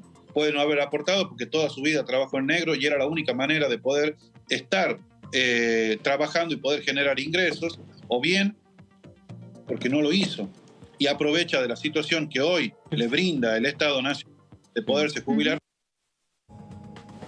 Bueno, ahí estaba el diputado Ricardo Herrera del Frente de Todos de La Rioja. El tema es el sistema jubilatorio, el proyecto de ley de moratoria previsional que viene con la sanción del Senado, que se discute aquí en la Cámara de Diputados y que es un tema para que llegue al recinto, si es que hay acuerdo y entendimiento entre los diferentes bloques políticos. Nos acompaña, nos visita el diputado Nicolás del Caño, del Frente de Izquierda. Nicolás, ¿cómo le va? ¿Qué tal, Fernando? ¿Cómo estás? Muy bien, muy bien. Ustedes? Bueno, una jornada y unos días que estamos viviendo muy particulares, el fallo de la justicia contra la vicepresidenta de la Nación, hoy la conferencia del Frente de Todos. ¿Cómo lo ven ustedes que no integran, digamos, ni el Frente de Todos, ni la principal oposición, que es Juntos por el Cambio? Bueno, mirá, nosotros hemos señalado con claridad que, bueno, acá hay un fallo que es completamente parcial, digamos que el fiscal, otros miembros del Poder Judicial que juegan al fútbol juntos, con Macri y demás, me parece que ahí hay una parcialidad, y el hecho de plantear la inhabilitación a ocupar cargos públicos claramente es un intento proscriptivo de Cristina Fernández de Kirchner, ¿no? Me parece que eso hay que decirlo con claridad. También hay que decir con claridad que acá, bajo los gobiernos de Cristina Kirchner, bajo el kirchnerismo, digo, nadie ya duda de que hubieron actos de corrupción y que funcionarios que fueron parte de esa corrupción, está claro, y que hay una responsabilidad política de Cristina Kirchner también, digo, eso está claro. Ella misma dijo, más allá de todos los chats que leyó de José López y demás con Caputo, ¿no? Bueno, ella señaló que la cartelización de la obra pública estaba de antes de su gobierno. Ahora, como dando a entender justamente que en realidad todo eso era un sistema que ya estaba, pero que continuó bajo su gobierno, ¿no? Entonces, digo, ahí hay un elemento clave. Nosotros creemos que acá tiene que haber un planteo fuerte, que nosotros venimos insistiendo, de elección directa de los jueces, de que sean revocables y en el caso de estas causas por corrupción sean juzgadas por juicios por jurado, ¿no? Es decir, porque si no vas a fondo con esto, bueno, creo que ahora me parece que hay también un elemento que ha surgido estos días, que ahora ya está la foto del aeropuerto donde se vio esta reunión, digamos, en Lago Escondido, del propio juez Ercolini, directivos de medios de comunicación que son opositores a Cristina Kirchner, claramente, Grupo Clarín, y ahí también, bueno, había un funcionario mismo, no en esa reunión, pero sí en esos chats que se vieron, que obviamente nosotros rechazamos cualquier espionaje que se realice, lo hemos denunciado bajo el gobierno de Cristina Kirchner, lo hemos denunciado bajo el macrismo, pero bueno, es innegable, digamos, que esta reunión existió.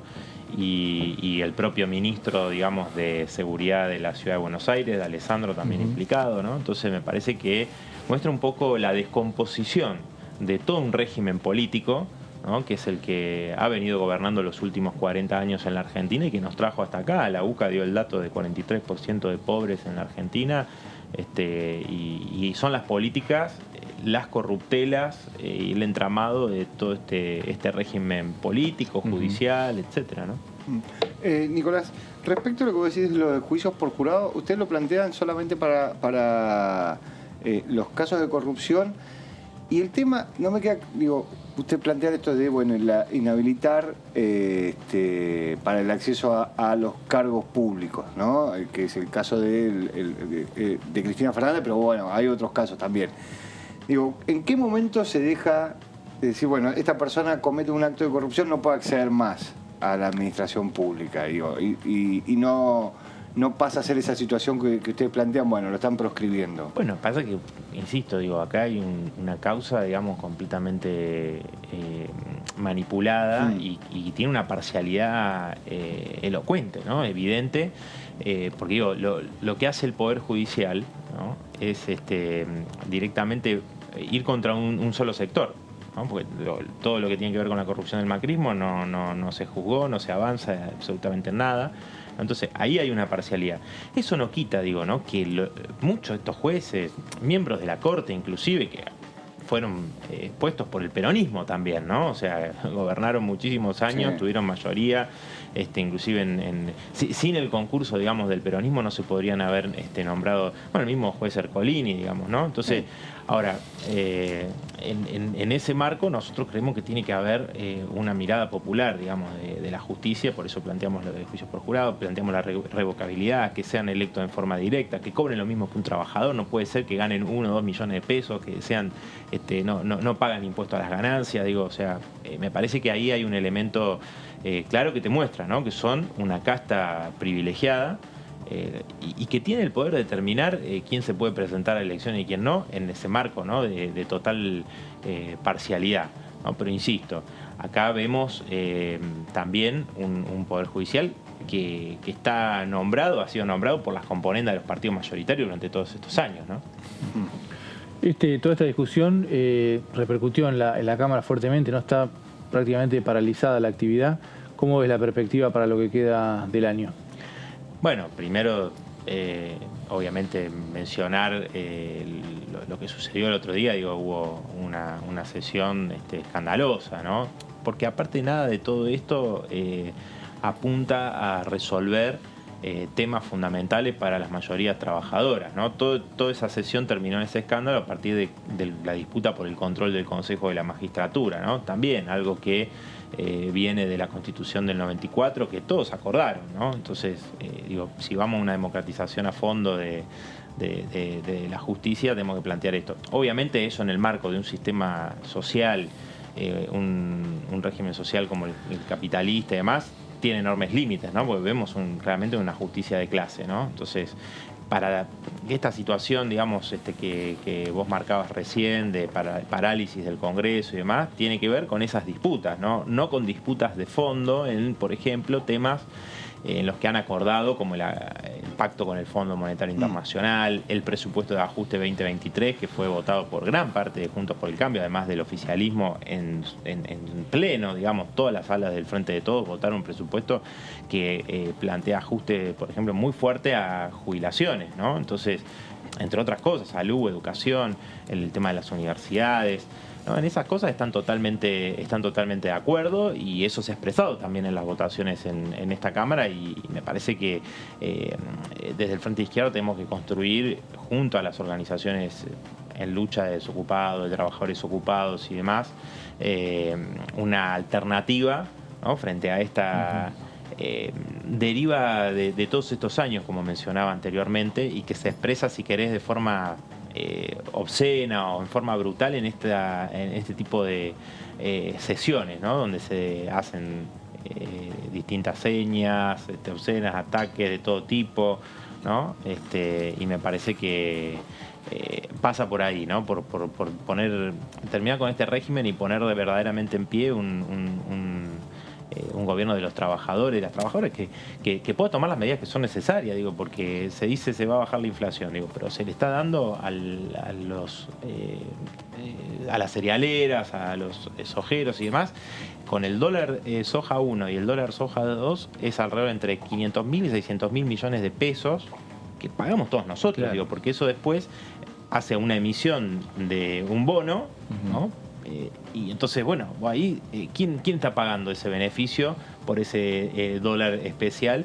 Y se llevan una tajada importantísima, digamos, ¿no? Bueno, ¿cómo terminamos esa situación? Primero, aumentar los salarios, aumentar los salarios a nivel de la canasta familiar, que haya una cláusula gatillo como la que consiguieron los trabajadores del neumático, es decir, una actualización automática mes a mes para que no pierdan los trabajadores y se licúe permanentemente el salario, lo mismo las jubilaciones, ¿no? Usted recién mencionaba el tema de la moratoria.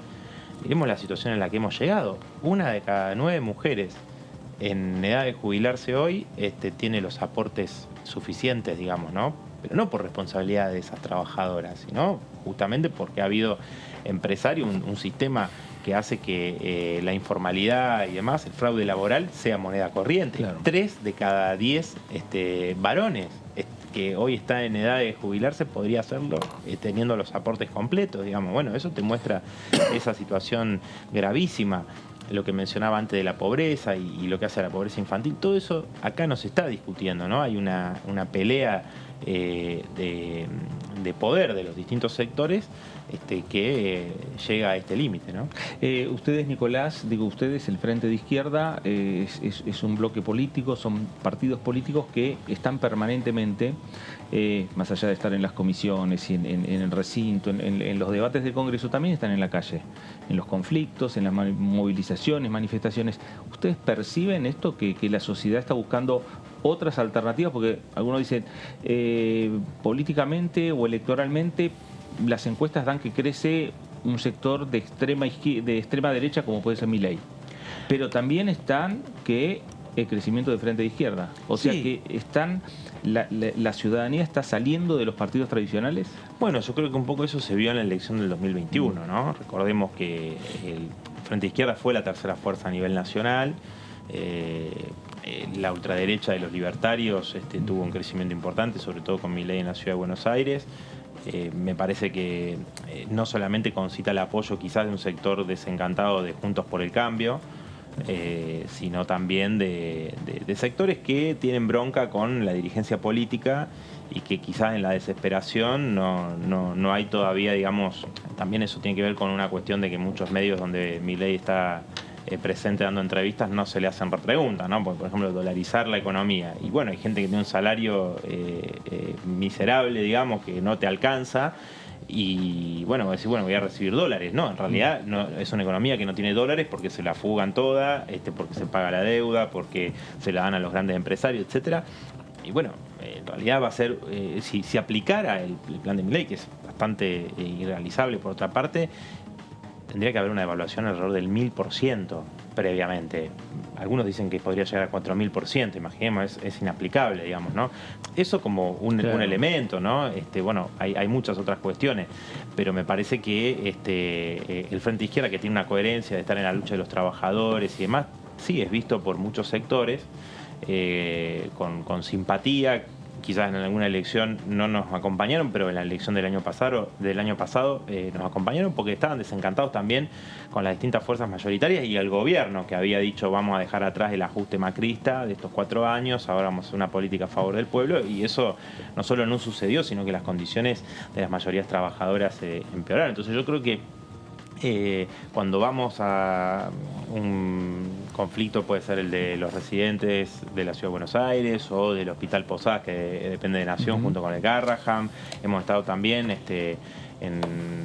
acompañando a residentes de la provincia, ¿no? Es decir, los reclamos son a todos los gobiernos, ¿no? Porque los salarios son bajísimos. Y bueno, ahí encontramos mucho ese descontento, ¿no? Ese descontento y la preocupación, es decir, no es solamente el salario, sino acá hicimos una audiencia con médicas, médicos, enfermeros del Hospital Garrahan, que nos decían el vaciamiento que está habiendo de áreas muy sensibles, muy importantes en un hospital de primer nivel, ¿no? Por lo que significan, digamos, también sus trabajadoras, sus trabajadores.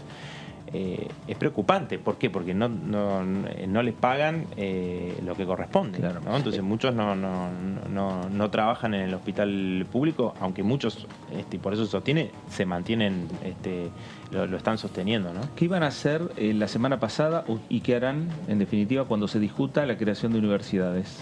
Mira, nosotros vamos a acompañar, teníamos la intención de acompañar, de hecho estuvimos presentes en la sesión, íbamos a acompañar con algunos elementos críticos, como por ejemplo el tema de que si está planteado un 18% de recorte en términos reales para el presupuesto 2023 en las universidades, bueno, hay una contradicción allí, digo, en que nosotros queremos que se creen las universidades, vamos a votar a favor, pero vamos a dar la pelea también para que el presupuesto esté. Digamos, claro, ¿no? Hay muchos reclamos de estudiantes por el tema de las becas, los docentes también están reclamando por el problema salarial, por las condiciones de trabajo. Bueno, los docentes ad honorem, que algo que se naturaliza, no puede ser, ¿no? Entonces vamos a dar esa discusión, obviamente, y esperamos que se puedan discutir y se puedan aprobar la creación de estas universidades, porque la importancia que tienen es que para muchos jóvenes, ¿no? Hijos de trabajadores y demás, la cercanía se ha demostrado como un elemento clave, ¿no? Para el acceso a la educación universitaria. A ver, nos quedan 3 minutos, ¿eh? No. 3 minutos. ¿Alguna pregunta más podemos? Sí, en esto de pensando el año que viene y lo que te preguntaba del crecimiento de la izquierda, el crecimiento de la derecha, bueno, ayer Cristina Fernández de Kirchner dijo que no va a ser candidata, va a ser la primera vez en 20 años que no va a ser candidata. ¿Vos crees que cambia algo el escenario para ustedes? Mira, yo creo que, por supuesto, Cristina Kirchner es una de las dirigentes políticas que tiene, concita, digamos, un apoyo muy importante, ¿no? O sea, de las más importantes, y eso yo creo que para un sector que quizás ve con malos ojos este gobierno, y Cristina Kirchner ha tratado de despegarse de su propio gobierno, ¿no? De las políticas que ha llevado Alberto Fernández, recordemos las críticas a Guzmán, bueno, pero ha puesto a Massa, que vino con un ajuste recargado al que estaba aplicando Guzmán. Entonces yo creo que tiene, digamos, repercusiones, por supuesto. Habrá que ver cuáles son, es muy reciente. Yo creo que el Frente de Izquierda, digamos, ante el escenario de que haya candidatos del Frente de Todos que claramente han mostrado, digamos, como Massa, por ejemplo, una política de ajuste y demás, creo que tenemos chance, digamos, de poder concitar el apoyo de sectores que no necesariamente sean de la izquierda, ¿no? Sino que provengan del Frente de Todos, particularmente, o de otros sectores que realmente vean que para enfrentar a la derecha hay que votar a la izquierda, fortalecer una izquierda que está junto a los trabajadores, como hablábamos recién, desarrollar la movilización y apostar a terminar con estos gobiernos que tuvimos en los últimos 40 años, rompiendo con el Fondo Monetario Internacional, sin pagar la deuda, o sea, montones de cosas que de discurso, algunas de estas cosas se han dicho, de parte de, como decíamos antes, ¿no? Que Alberto Fernández dijo que va a estar con los jubilados y no los bancos, etcétera, y hicieron todo lo contrario, ¿no? Entonces, yo creo que hay un desencanto importante que el Frente de Izquierda, como te decía, concita el respeto de muchos de estos sectores y que creo que podemos tener el apoyo. Nicolás, ¿el Frente de Izquierda ya tiene precandidata? ¿Por sí o por no? Nosotros tenemos, del PTS, hemos hecho la propuesta de nuestra compañera Miriam Bregman, nuestro compañero Alejandro Vilca, como candidatos presidenciales. Obviamente esto se va a discutir en el Frente de Izquierda. Y bueno, hay posibilidades, obviamente, de, como hemos hecho otras veces, de que se dé un acuerdo, digamos, en lo que son las candidaturas, o también la posibilidad de las PASO, como también en algún momento tuvimos que recurrir, ¿no? Nicolás, gracias. No, por favor, gracias a usted. Nicolás del Caño, diputado nacional del Frente de Izquierda, y la actualidad política, la actualidad del Frente, por la que atraviesa también la Cámara de Diputados de la Nación. Martín, gracias. Gracias a vos. David, gracias. A usted también, gracias por estar ahí, gracias y continúe en la señal que dice en Diputados Televisión para seguir teniendo, como siempre, la mejor información parlamentaria de lo que ocurre aquí en la Cámara de Diputados. Esto fue el análisis, gracias, nos reencontramos.